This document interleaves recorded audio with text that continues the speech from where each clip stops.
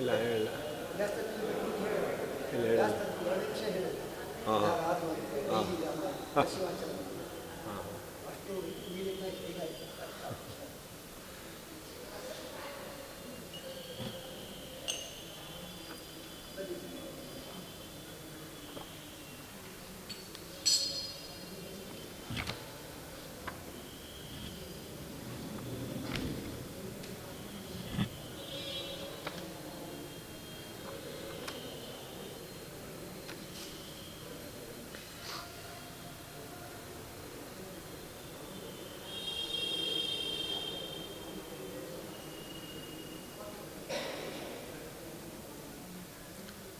ಶ್ರೀಗುರುಭ್ಯೋ ನಮಃ. ಹರಿ ಓಂ. ಪೂರ್ಣಾನಂದಜ್ಞಾನಶಕ್ತಿಸ್ವರೂಪಂ ನಿತ್ಯಮವ್ಯಯಂ ಚತುರ್ಧಾ ಸರ್ವಭೋಕ್ತಾರಂ ವಂದೇ ವಿಷ್ಣುಂ ಪರಂ ಪದಂ. ಪ್ರಥಮೋ ಹನುಮಾನ್ ನಾಮ ದ್ವಿತೀಯೋ ಭೀಮಯೇವ ಚ ಪೂರ್ಣಪ್ರಜ್ಞಸ್ತೃತೀಯಸ್ತು ಭಗವತ್ಕಾರ್ಯಸಾಧಕಃ.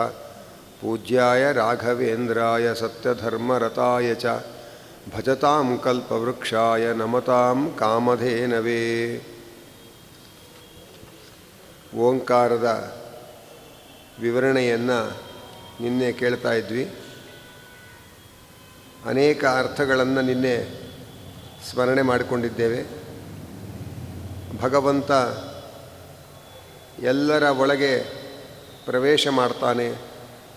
ಎಲ್ಲ ಗುಣಗಳು ಭಗವಂತನಲ್ಲಿ ಪ್ರವೇಶ ಮಾಡಿದೆ. ಭಗವಂತ ಎಲ್ಲರನ್ನು ರಕ್ಷಣೆ ಮಾಡ್ತಾನೆ. ಭಕ್ತರ ಉದ್ಧಾರಕ್ಕೋಸ್ಕರ ಧಾವಿಸಿ ಬರ್ತಾನೆ. ಭಕ್ತರು ಭಕ್ತಿಯಿಂದ ಕೊಟ್ಟದ್ದರಿಂದ ಸಂತೋಷ ಪಡ್ತಾನೆ, ಸಂತೋಷಪಡಿಸ್ತಾನೆ. ಅವನು ಸರ್ವಜ್ಞ, ಎಲ್ಲವನ್ನೂ ತಿಳಿದಿದ್ದಾನೆ, ಎಲ್ಲವನ್ನೂ ತಿಳಿಸ್ತಾನೆ. ಮತ್ತು ಭಕ್ತರಿಗೋಸ್ಕರ ಬೇಡ್ತಾನೆ, ಭಕ್ತರಿಂದ ಬೇಡಿಸ್ತಾನೆ. ಹೀಗೆ ಅನೇಕ ವಿಚಾರಗಳನ್ನೆಲ್ಲ ಎಲ್ಲವನ್ನೂ ಅವನು ಮಾಡ್ತಕ್ಕಂಥವನಾಗಿದ್ದಾನೆ. ಎಲ್ಲರಿಂದ ಎಲ್ಲವನ್ನೂ ಮಾಡಿಸುವವನಾಗಿದ್ದಾನೆ. ಎಲ್ಲರ ಇಷ್ಟಾರ್ಥಪ್ರದನಾಗಿದ್ದಾನೆ. ಹೀಗೆಲ್ಲ ಅನೇಕ ವಿಚಾರಗಳನ್ನು ಕೇಳಿದ್ದೇವೆ. ಅದರಂತೆ ಅವ ಅಂತಂದರೆ ವಿಂಗಡಿಸುತ್ತಾನೆ ಅಂತ ಅರ್ಥ. ಜೀವರನ್ನು ತಾರತಮ್ಯಾನುಸಾರವಾಗಿ ವಿಂಗಡಿಸ್ತಾನೆ, ವಿಭಾಗ ಮಾಡ್ತಾನೆ. ಆದ್ದರಿಂದಲೂ ಪರಮಾತ್ಮನನ್ನು ಓಂ ಅಂತ ಕರೀತಾ ಇದ್ದಾರೆ.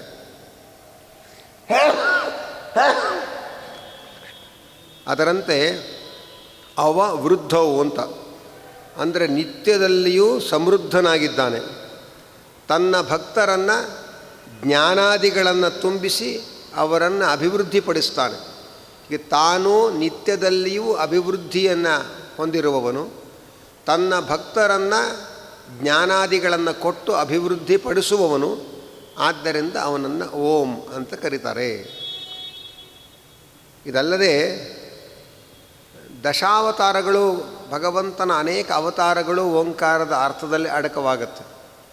ಸ್ಥೂಲವಾಗಿ ಕೆಲವನ್ನು ನಾವು ಗಮನಿಸಿದರೆ, ಪರಮಾತ್ಮ ಅವನು ಪ್ರಳಯ ಸಮುದ್ರದಲ್ಲಿ ಪ್ರವೇಶ ಮಾಡಿ ವಿಹರಿಸ್ತಾನೆ. ಆದ್ದರಿಂದ ಅವನು ಮತ್ಸ್ಯಾವತಾರವನ್ನು ಓಂಕಾರ ಹೇಳ್ತಾ ಇದೆ. ಓಂ ಅಂದರೆ ಪ್ರವೇಶ ಮಾಡುವವನು ಅಂತ ಅರ್ಥ. ಹೀಗೆ ಆ ಪ್ರಳಯ ಸಮುದ್ರದಲ್ಲಿ ಮತ್ಸ್ಯ ರೂಪದಿಂದ ಪ್ರವೇಶ ಮಾಡಿ ವಿಹರಿಸಿದವನಾದ್ದರಿಂದ ಮತ್ಸ್ಯಕ ರೂಪ ಲಯೋದ ವಿಹಾರಿನ್. ಲಯ ಅಂದರೆ ಪ್ರಳಯ ಕಾಲದ ಉದ ಅಂದರೆ ನೀರಿನಲ್ಲಿ, ವಿಹಾರಿನ್ ವಿಹಾರ ಮಾಡುವವನು ಅಂತ. ಅದು ಆ ಮತ್ಸ್ಯಾವತಾರವು ಓಂಕಾರದ ಅರ್ಥವನ್ನು ಹೇಳ್ತಾ ಇದೆ, ಅರ್ಥವಾಗಿದೆ.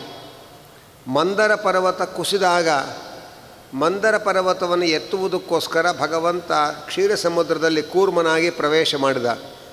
ಆದ್ದರಿಂದ ಕೂರ್ಮಾವತಾರವು ಓಂಕಾರದ ಅರ್ಥ. ಅದರಂತೆ ಹಿರಣ್ಯಾಕ್ಷ ಹಿರಣ್ಯಕಶಿಪುಗಳನ್ನು ಸಂಹಾರ ಮಾಡಿದ. ಯಾರು ಸಂಹಾರ ಮಾಡ್ತಾರೆ ಅವನು ಓಂ. ಭಗವಂತ ಹಿರಣ್ಯಾಕ್ಷ ಹಿರಣ್ಯಕಶಿಪುಗಳನ್ನು ತನ್ನ ವರಾಹ ನರಸಿಂಹ ಅವತಾರಗಳಿಂದ ಸಂಹಾರ ಮಾಡಿದ್ದಾನಾದ್ದರಿಂದ ವರಾಹ ನರಸಿಂಹ ಅವತಾರಗಳು ಕೂಡ ಓಂ ಎಂಬ ಶಬ್ದದಿಂದ ಪ್ರತಿಪಾದ್ಯವಾಗಿದೆ. ಮತ್ತು ಇಂದ್ರನಿಗೋಸ್ಕರ ಬಲಿಚಕ್ರವರ್ತಿಯಲ್ಲಿ ವಾಮನನಾಗಿ ಬೇಡಿದವನಾದ್ದರಿಂದ ಯಾರು ಬೇಡ್ತಾರೆ, ಯಾರು ನಾವು ಬೇಡುವಂತೆ ಮಾಡ್ತಾರೆ ಅವನು ಓಂ. ಭಗವಂತ ಭಕ್ತನಾದ ಇಂದ್ರನಿಗಾಗಿ, ದೇವತೆಗಳಿಗಾಗಿ ಬಲಿಚಕ್ರವರ್ತಿಯ ಮುಂದೆ ಹೋಗಿ ಬೇಡಿದವನಾದ್ದರಿಂದ ವಾಮನ ರೂಪವೂ ಕೂಡ ಓಂಕಾರದ ಅರ್ಥವಾಗಿದೆ. ಅದರಂತೆ ರಾಮನಾಗಿ ರಾವಣ ಕುಂಭಕರ್ಣಾದಿಗಳನ್ನು ಸಂಹಾರ ಮಾಡಿದವನಾದ್ದರಿಂದ ರಾಮನೂ ಓಂಕಾರದ ಅರ್ಥ. ಪರಶುರಾಮನಾಗಿ ಅನೇಕ ಬಾರಿ ದುಷ್ಟ ಕ್ಷತ್ರಿಯರನ್ನು ಸದೆಬಡಿದವನಾದ್ದರಿಂದಲೂ ಕೂಡ ಪರಶುರಾಮನೂ ಓಂಕಾರದ ಅರ್ಥನಾಗ್ತಾನೆ. ಅದರಂತೆ ಆ ವಸುದೇವ ದೇವಕಿಯರನ್ನು ಕಾರಾಗೃಹದ ಬಂಧನದಿಂದ ಬಿಡುಗಡೆ ಮಾಡಿ ರಕ್ಷಣೆ ಮಾಡಿದ, ಆದ್ದರಿಂದ ಕೃಷ್ಣನೂ ಓಂಕಾರದ ಅರ್ಥ. ಮತ್ತು ಆ ಗೋಕುಲದಿಂದ ಮಥುರಾ ಪಟ್ಟಣದಿಂದ ಗೋಕುಲಕ್ಕೆ ಹೋಗಿದ್ದಾನೆ. ಆದ್ದರಿಂದ ಮಥುರಾ ಪಟ್ಟಣದಿಂದ ಗೋಕುಲಕ್ಕೆ ಹೋಗಿ ನಂದಗೋಪಾದಿಗಳನ್ನು ಸಂತೋಷಪಡಿಸಿದ್ದಾನೆ. ಆದ್ದರಿಂದಲೂ ಅವನು ಓಂ. ಹಾಗೆ ಕಾಳಿಯನಾಗನ ಬಾಧೆಯಿಂದ ಸರೋವರವನ್ನು ಪ್ರವೇಶ ಮಾಡಿ ಕಾಳಿಯನಾಗನನ್ನು ಮರ್ದನ ಮಾಡಿ ಎಲ್ಲರನ್ನ ರಕ್ಷಣೆ ಮಾಡಿದ್ದಾನೆ. ಕಾಡ್ಗಿಚ್ಚಿನಿಂದ ಎಲ್ಲರನ್ನ ರಕ್ಷಣೆ ಮಾಡಿದ್ದಾನೆ. ಅನಂತರ ನವನೀತವನ್ನು ಕಂಡವರ ಮನೆಗೆ ಹೋಗಿ ಬೇಡಿದ್ದಾನೆ, ಹಾಲು ಕೊಡಿ, ಮೊಸರು ಕೊಡಿ, ಬೆಣ್ಣೆ ಕೊಡಿ ಅಂತ ಕೇಳಿದ್ದಾನೆ. ಹೀಗೆ ಭಗವಂತನ ಕೃಷ್ಣಾವತಾರದ ಎಲ್ಲ ಚರಿತ್ರೆಗಳು ಓಂಕಾರದ ಅರ್ಥವಾಗತ್ತೆ ಅನ್ನೋದನ್ನು ಗಮನಿಸಬೇಕು.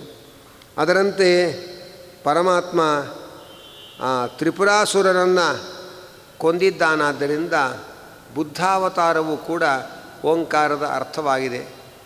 ಈ ಕಲಿಯುಗದ ಕೊನೆಯಲ್ಲಿ ಎಲ್ಲ ತಾಮಸರನ್ನು ಸಂಹಾರ ಮಾಡಿ ಜಗತ್ತನ್ನು ಕಾಪಾಡ್ತಾನಾದ್ದರಿಂದ ಕಲ್ಕಿ ಅವತಾರವೂ ಕೂಡ ಓಂಕಾರದ ಅರ್ಥವಾಗಿದೆ.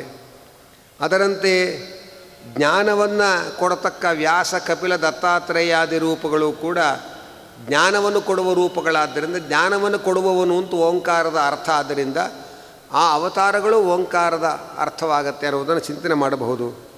ಮತ್ತು ಅಮೃತವನ್ನು ಧನ್ವಂತರಿಯಾಗಿ ರಕ್ಷಣೆ ಮಾಡಿದ, ಮೋಹಿನಿಯಾಗಿ ಅಮೃತವನ್ನು ಕೊಟ್ಟ, ಆದ್ದರಿಂದ ಕೊಡುವವನು ರಕ್ಷಣೆ ಮಾಡುವವನು ಅವನೇ. ಆದ್ದರಿಂದ ಅವನೇ ಧನ್ವಂತರಿ, ಮೋಹಿನಿ ರೂಪ.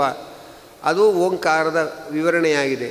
ಹೀಗೆ ಆ ಓಂಕಾರದ ಅರ್ಥವನ್ನು ಚಿಂತನೆ ಮಾಡ್ತಾ ಹೋದರೆ ಎಲ್ಲ ಸಾಹಿತ್ಯವು, ಸಮಸ್ತ ವೇದವಾಂಗ್ಮಯವು ಓಂಕಾರದ ವಿವರಣೆಯಾಗಿದೆ ಅನ್ನುವುದನ್ನು ಶಾಸ್ತ್ರ ಹೇಳ್ತಾ ಇದೆ. ಹೀಗೆ ಆ ಪರಮಾತ್ಮ ಓಂ ಎಂಬ ಶಬ್ದದಿಂದ ಪ್ರತಿಪಾದ್ಯನಾಗಿದ್ದಾನೆ ಅನ್ನುವುದನ್ನು ಇಷ್ಟು ಸುಂದರವಾಗಿ ನಿರೂಪಣೆ ಮಾಡ್ತಾರೆ. ಆದ್ದರಿಂದ ಯಾರು ಓಂ ಎಂಬ ಅಕ್ಷರದಿಂದ ಪ್ರತಿಪಾದ್ಯನಾಗಿದ್ದಾನೆ ಅವನು ಅವಿನಾಶಿಯಾಗಿದ್ದಾನೆ, ತ್ರಿಕಾಲ ಅತೀತನಾಗಿದ್ದಾನೆ, ಗುಣಪರಿಪೂರ್ಣನಾಗಿದ್ದಾನೆ. ಅವನು ಗುಣಪರಿಪೂರ್ಣ ಎಂಬುದಾಗಿ ಪ್ರಮಾಣಗಳಿಂದ ಸಿದ್ಧವಾಗಿದೆ. ಸರ್ವಂ ಹಿ ಏತದ್ ಬ್ರಹ್ಮ. ಈ ಮಾತು ಮೇಲ್ನೋಟಕ್ಕೆ ಎಲ್ಲವೂ ಬ್ರಹ್ಮವೇ, ಸರ್ವಂ ಹಿ ಏತದ್ ಬ್ರಹ್ಮ, ಇದೆಲ್ಲವೂ ಬ್ರಹ್ಮ ಅಂತ ಹಾಗೆ ವ್ಯಾಖ್ಯಾನ ಮಾಡಿದವರಿದ್ದಾರೆ. ಆದರೆ ಆಚಾರ್ಯ ಹೇಳ್ತಾರೆ ಎಲ್ಲವೂ ಬ್ರಹ್ಮ ಅನ್ನೋದು ಅನುಭವಕ್ಕೆ ವಿರುದ್ಧ, ಅದರಿಂದ ಹಾಗೆ ಅರ್ಥ ಮಾಡಬಾರದು. ಮತ್ತು ಹಿ ಅಂದರೆ ಪ್ರಮಾಣ ಸಿದ್ಧವಾಗಿದೆ ಅಂತ ಅರ್ಥ. ಇದಂ ಸರ್ವಂ, ಈ ಪರಮಾತ್ಮನು ಸರ್ವಂ ಪರಿಪೂರ್ಣ ಎಂಬುದಾಗಿ ಹಿ ಪ್ರಮಾಣಗಳಿಂದ ಸಿದ್ಧವಾಗಿದೆ ಅಂತ ಅರ್ಥ. ಯಾಕೆಂದರೆ ಪ್ರಮಾಣಗಳು ಹೇಳ್ತಾ ಇದೆ, ಪರಮಂ ಯೋ ಮಹದ್ ಬ್ರಹ್ಮ ಪೂರ್ಣಮದಃ ಪೂರ್ಣಮಿದಂ ಇತ್ಯಾದಿ ವೇದ ಮಂತ್ರಗಳಲ್ಲಿ ಆ ಭಗವಂತ ಪರಿಪೂರ್ಣ ಅಂತ ಕೊಂಡಾಡ್ತಾ ಇದೆ. ಹೀಗೆ ಭಗವಂತನ ಗುಣಪರಿಪೂರ್ಣತೆ ಎಲ್ಲ ವೇದಗಳಿಂದ ಸಿದ್ಧವಾಗಿದೆ ಎಂಬುದಾಗಿ ಅರ್ಥ. ಅನಂತರ ಮತ್ತೆ ಪುನಃ ಅಯಮಾತ್ಮ ಬ್ರಹ್ಮ, ಇದು ಕೂಡ ಮೇಲ್ನೋಟಕ್ಕೆ ಈ ಆತ್ಮನೇ ಬ್ರಹ್ಮ ಅಂತ ಹಾಗೆ ತೋರತ್ತೆ. ತೈತ್ರಿಯ ಉಪನಿಷತ್ತು ಕನ್ನಡ ವಿವರಣೆಯೊಂದಿಗೆ ಪ್ರಿಂಟ್ ಮಾಡಿದ್ದಾರೆ ಇಲ್ಲೇ ರಾಮಕೃಷ್ಣಾಶ್ರಮದಿಂದ. ಏನರ್ಥ? ಸಾಮಃ ಸಾಮವು, ಸಂತಾನಃ ಸಂತಾನವು. ಹೂ ಅನ್ನೋದು ಮಾತ್ರ ಅವರ ಅನುವಾದ, ಮಿಕ್ಕಿದ್ದೆಲ್ಲ ಅಲ್ಲೇ ಇರೋ ಶಬ್ದ. ನೀವು ಬೇಕಾದ್ರೆ ಕೊಂಡ್ಕೊಂಡು ಓದಿ, ಬೇಕಾದ್ರೆ ಗೊತ್ತಾಗತ್ತೆ, ಸಿಗತ್ತೆ, ಇವತ್ತಿಗೂ ಸಿಗತ್ತದು. ಹಾಗೆ ಇದು ವೇದದ ಅರ್ಥ, ಹೀಗೆಲ್ಲ ಅರ್ಥ ಹೇಳೋದಲ್ಲ. ಆದ್ದರಿಂದ ಅಯಮಾತ್ಮ ಬ್ರಹ್ಮ, ಈ ಆತ್ಮನು ಬ್ರಹ್ಮ, ಈ ಆತ್ಮನು ಬ್ರಹ್ಮ ಅಂತ ಅರ್ಥ ಅಲ್ಲ. ಅದಕ್ಕೆ ಹೇಳ್ತಾ ಇದ್ದಾರೆ ಆಚಾರ್ಯರು ಉಪನಿಷತ್ತಿಗೆ ಅರ್ಥ ಮಾಡಬೇಕಾದರೆ ವೇದವ್ಯಾಸರು ಪುರಾಣಗಳಲ್ಲಿ ಉಪನಿಷತ್ತಿನ ಅರ್ಥವನ್ನು ಹೇಳಿದ್ದಾರೆ. ಅವರು ಏನು ಅರ್ಥ ಹೇಳಿದ್ದಾರೆ ಅನ್ನೋದನ್ನು ತೋರಿಸಿ ಅದಕ್ಕನುಗುಣವಾಗಿ ಅರ್ಥ ಹೇಳ್ತಾರೆ ಹೊರತು ತಮ್ಮ ಬೌದ್ಧಿಕ ಕಲ್ಪನೆಗಳಿಂದ ಅರ್ಥವನ್ನು ಹೇಳಕ್ಕೆ ಹೋಗಲ್ಲ. ಅದು ಆಚಾರ್ಯರ ಭಾಷ್ಯದ ವಿಶೇಷ. ಎಲ್ಲರ ಒಳಗೆ ಒಬ್ಬ ಅಂತರ್ಯಾಮಿಯಾಗಿದ್ದಾನೆ. ನಾವು ಎಲ್ಲರೂ ಸ್ವತಂತ್ರರು ಅಂತ ಯಾರಿಗೂ ಅನುಭವ ಇಲ್ಲ. ಆದ್ದರಿಂದ ನಮ್ಮೆಲ್ಲರ ಒಳಗೆ ಒಬ್ಬ ಪ್ರೇರಕನಾಗಿದ್ದಾನೆ. ನಮ್ಮ ಮಾತ್ರ ಅಲ್ಲ, ರಮಾ ಬ್ರಹ್ಮಾದಿ ದೇವತೆಗಳಲ್ಲಿ ಪ್ರೇರಕನಾಗಿ ಒಬ್ಬ ಇದ್ದಾನಲ್ಲ, ಅವನು ಬೇರೆ, ಓಂಕಾರದಿಂದ ವಾಚ್ಯನಾದವನು ಬೇರೆಯೋ ಅಂತಂದರೆ ಅಯಮಾತ್ಮ ಬ್ರಹ್ಮ. ಈ ಓಂಕಾರದಿಂದ ವಾಚ್ಯನಾದ ಪರಮಾತ್ಮ ಅವನೇ ರಮಾ ಬ್ರಹ್ಮಾದಿ ದೇವತೆಗಳಲ್ಲಿ ಪ್ರೇರಕನಾಗಿರೋನು. ಆತ್ಮ ಅಂದರೆ ಅಂತರ್ಯಾಮಿ. ಆತ್ಮ ಅನ್ನೋ ಶಬ್ದಕ್ಕೆ ಅನೇಕ ಅರ್ಥಗಳನ್ನು ಇಲ್ಲಿ ಹೇಳ್ತಾರೆ. ಒಂದು, ಎಲ್ಲರೊಳಗಿದ್ದು ಎಲ್ಲವನ್ನು ಸ್ವೀಕರಿಸುವವನಾದ್ದರಿಂದ ಪರಮಾತ್ಮ ಆತ್ಮ. ಆದಾನ ಅಂದರೆ ಎಲ್ಲರೊಳಗಿದ್ದು ಎಲ್ಲವನ್ನು ಸ್ವೀಕರಿಸುವವನು. ಮತ್ತು ಅದನ, ಎಲ್ಲವನ್ನು ಭಕ್ಷಿಸುವವನು. ಆದಾನ ಅದನ ಎರಡನ್ನೂ ಅವನೇ ಮಾಡೋದರಿಂದ ಅವನು ಆತ್ಮ. ಜೊತೆಯಲ್ಲಿ ಎಲ್ಲರೊಳಗೆ ವ್ಯಾಪಿಸಿಕೊಂಡಿದ್ದಾನೆ. ಆದ್ದರಿಂದ ಯಾರು ಎಲ್ಲರೊಳಗೆ ವ್ಯಾಪಿಸಿಕೊಂಡಿದ್ದಾರೋ, ಯಾರು ಎಲ್ಲವನ್ನೂ ಕೂಡ ತಮ್ಮ ವಶದಲ್ಲಿಟ್ಟುಕೊಂಡಿದ್ದಾರೋ, ಯಾರು ಎಲ್ಲರೊಳಗೆ ನಿಂತು ಎಲ್ಲವನ್ನು ಗ್ರಹಣ ಮಾಡ್ತಾರೋ ಅವನು ಆತ್ಮ, ಅಂಥವನು ಪರಮಾತ್ಮ ಎಂಬುದಾಗಿ ಹೇಳ್ತಾ ಇದ್ದಾರೆ. ಆದ್ದರಿಂದ ಅಯಮಾತ್ಮ ಅಂದರೆ ಈ ಎಲ್ಲರ ಒಳಗಿರತಕ್ಕಂತಹ ಅಂತರ್ಯಾಮಿ ಇದ್ದಾನಲ್ಲ ಅವನೇ ಬ್ರಹ್ಮ. ಅವನು ಬೇರೆ, ಓಂಕಾರ ಹೇಳುವ ಬ್ರಹ್ಮ ಬೇರೆ ಅಂತ ತಿಳ್ಕೊಳ್ಬೇಡಿ. ಓಂಕಾರ ಯಾವ ಬ್ರಹ್ಮನನ್ನು ಕೊಂಡಾಡ್ತಾ ಇದೆಯೋ ಅದೇ ಬ್ರಹ್ಮನೇ ನಮ್ಮೆಲ್ಲರೊಳಗೂ ಅಂತರ್ಯಾಮಿಯಾಗಿರುವವನು ಎಂಬುದಾಗಿ ಹೇಳ್ತಾ ಇದ್ದಾರೆ. ಯಾಕಂದರೆ ಈ ಜೀವನೇ ಬ್ರಹ್ಮ ಅಂತ ಮೇಲ್ನೋಟ ಸರಳವಾಗಿ ಅರ್ಥ ಮಾಡ್ಬೋದಲ್ಲ. ಅಂದರೆ ಈ ಉಪನಿಷತ್ತು ಯಾವುದು? ವರುಣ ಭಗವಂತನನ್ನು ಸ್ತೋತ್ರ ಮಾಡ್ತಾ ಇರೋದು. ಅದನ್ನು ಸ್ತೋತ್ರ ಮಾಡುವ ವರುಣ ಬೇರೆ, ಅವನಿಂದ ಸ್ತೋತ್ರ ಮಾಡಿಸಿಕೊಳ್ತಾ ಇರತಕ್ಕ ದೇವರು ಬೇರೆ ಅಂತ ಅನ್ನೋದು ಉಪನಿಷತ್ತು ಪ್ರಾರಂಭವಾದ ಹಿನ್ನೆಲೆಯಲ್ಲೇ ನಮಗೆ ಅರ್ಥ ಆಗ್ತಾ ಇರಬೇಕಾದ್ರೆ, ಈ ಜೀವನೇ ಆತ್ಮ ಅಂತಾದರೆ ವರುಣನೇ ಬ್ರಹ್ಮ ಆಗಿಬಿಟ್ಟ. ವರುಣನೇ ಬ್ರಹ್ಮ ಆದಮೇಲೆ ಸ್ತೋತ್ರ ಯಾರನ್ನು ಮಾಡಬೇಕು ಕೂತ್ಕೊಂಡವನು? ಆದ್ದರಿಂದ ವರುಣ ಭಗವಂತನನ್ನು ಸ್ತೋತ್ರ ಮಾಡ್ತಾ ಇರೋ ಉಪನಿಷತ್ತಿದು ಅಂತ ಹೇಳಿದ ಮೇಲೆ ಸ್ತೋತ್ರ ಮಾಡಿಸಿಕೊಳ್ಳುವ ದೇವರು ಬೇರೆ, ಸ್ತೋತ್ರ ಮಾಡುವ ವರುಣ ಬೇರೆ ಅನ್ನೋದು ಸ್ಪಷ್ಟವಾಗಿ ಗೊತ್ತಾಗತ್ತೆ ಅನ್ನೋದನ್ನು ತಿಳಿಸ್ತಾ ಇದ್ದಾರೆ. ಸೋಯಮಾತ್ಮ ಚತುಷ್ಪಾತ್. ಈ ಭಗವಂತ ಚತುಷ್ಪಾತ್ ಅಂತಂದರೆ ಅವನು 4 ಸ್ವರೂಪವುಳ್ಳವನು ಅಂತ ಅರ್ಥ. ಪಾದ ಅಂದರೆ ಅಂಶ, ಚತುಷ್ಪಾತ್ ಅಂದರೆ 4 ಅಂಶವುಳ್ಳವನು, ಅಂದರೆ 4 ರೂಪವುಳ್ಳವನಾಗಿದ್ದಾನೆ. ಯಾವುದದು 4 ರೂಪ? ಹಾಗೆ ಅಂತಂದರೆ ಅದು ವಿಶ್ವ, ತೈಜಸ, ಪ್ರಾಜ್ಞ, ತುರೀಯ ಎಂಬುದಾಗಿ 4 ರೂಪವುಳ್ಳವನಾಗಿದ್ದಾನೆ.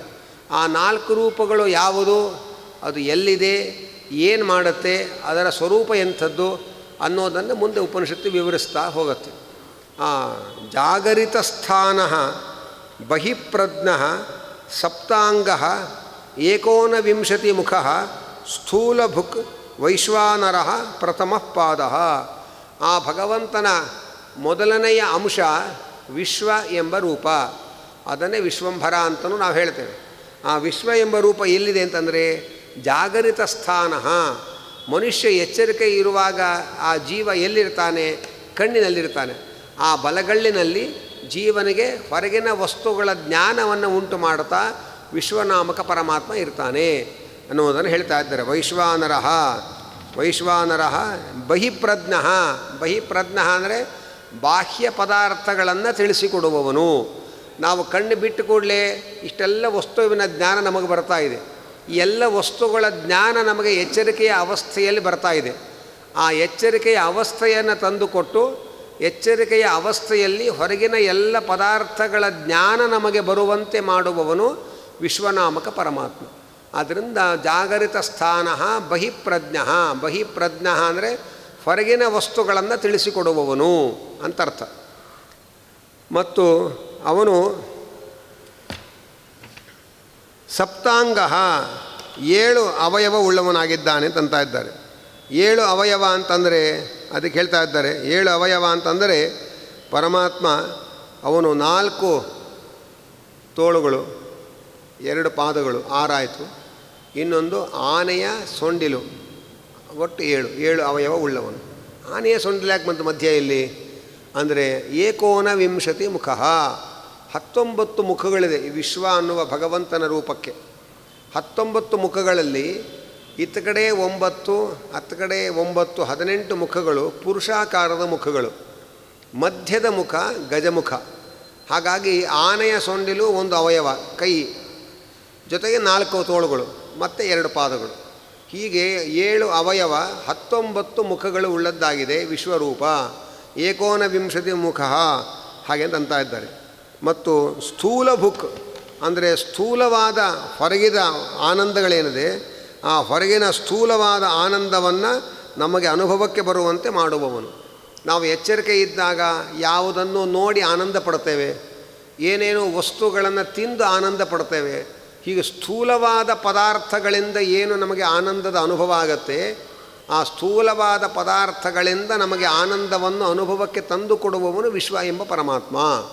ಹಾಗಾಗಿ ಎಚ್ಚರಿಕೆಯ ಅವಸ್ಥೆಯಲ್ಲಿ ಈ ದೇಹದ ಬಲಗಣ್ಣಿನಲ್ಲಿ ಜೀವನ ಜೊತೆಯಲ್ಲಿ ಇದ್ದು ಜೀವನಿಗೆ ಹೊರಗಿನ ಪದಾರ್ಥಗಳ ಜ್ಞಾನವನ್ನು ಉಂಟು ಮಾಡ್ತಾನೆ ಮತ್ತು ಹೊರಗಿರತಕ್ಕ ಸ್ಥೂಲ ಪದಾರ್ಥಗಳಿಂದ ಉಂಟಾಗುವ ಆನಂದವನ್ನು, ಆನಂದದ ಸಾರವನ್ನು ತಾನು ಸ್ವೀಕಾರ ಮಾಡಿ ನಮ್ಮ ಅನುಭವಕ್ಕೆ ಬರುವಂತೆ ಮಾಡ್ತಾನೆ. ಇದು ವಿಶ್ವ ಎಂಬ ಭಗವಂತನ ರೂಪ ಮಾಡುವ ಕೆಲಸ. ಈ ಜಗತ್ತಿಗೆ ವಿಶ್ವ ಅಂತ ನಾವು ಕರಿತೇವೆ.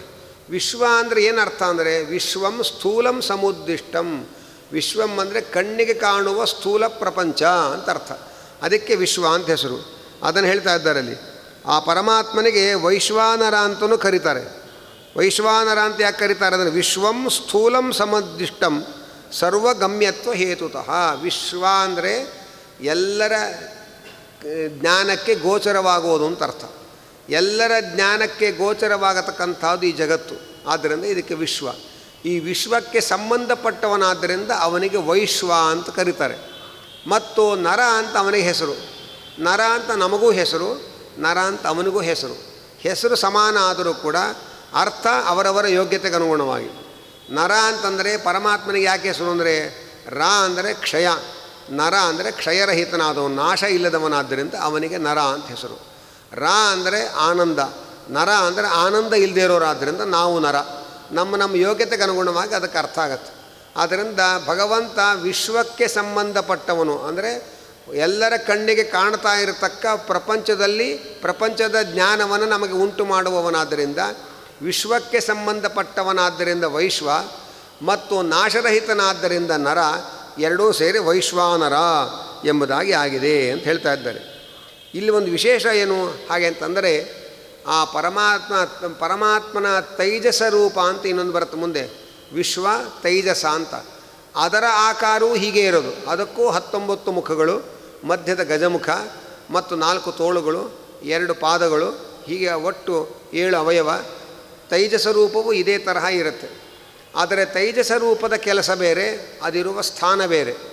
ಆ ವಿಶ್ವ ತೈಜಸ ರೂಪಗಳೇನಿದೆ, ಈ ವಿಶ್ವ ತೈಜಸ ರೂಪಗಳಲ್ಲಿರ್ತಕ್ಕಂತಹ ಗಜಮುಖ ಏನಿದೆ, ವಿನಾಯಕಸ್ತು ವಿಶ್ವಸ್ಯ ಧ್ಯಾನಾತ್ ಐತ್ ಗಜವಕ್ತ್ರತಾಂ.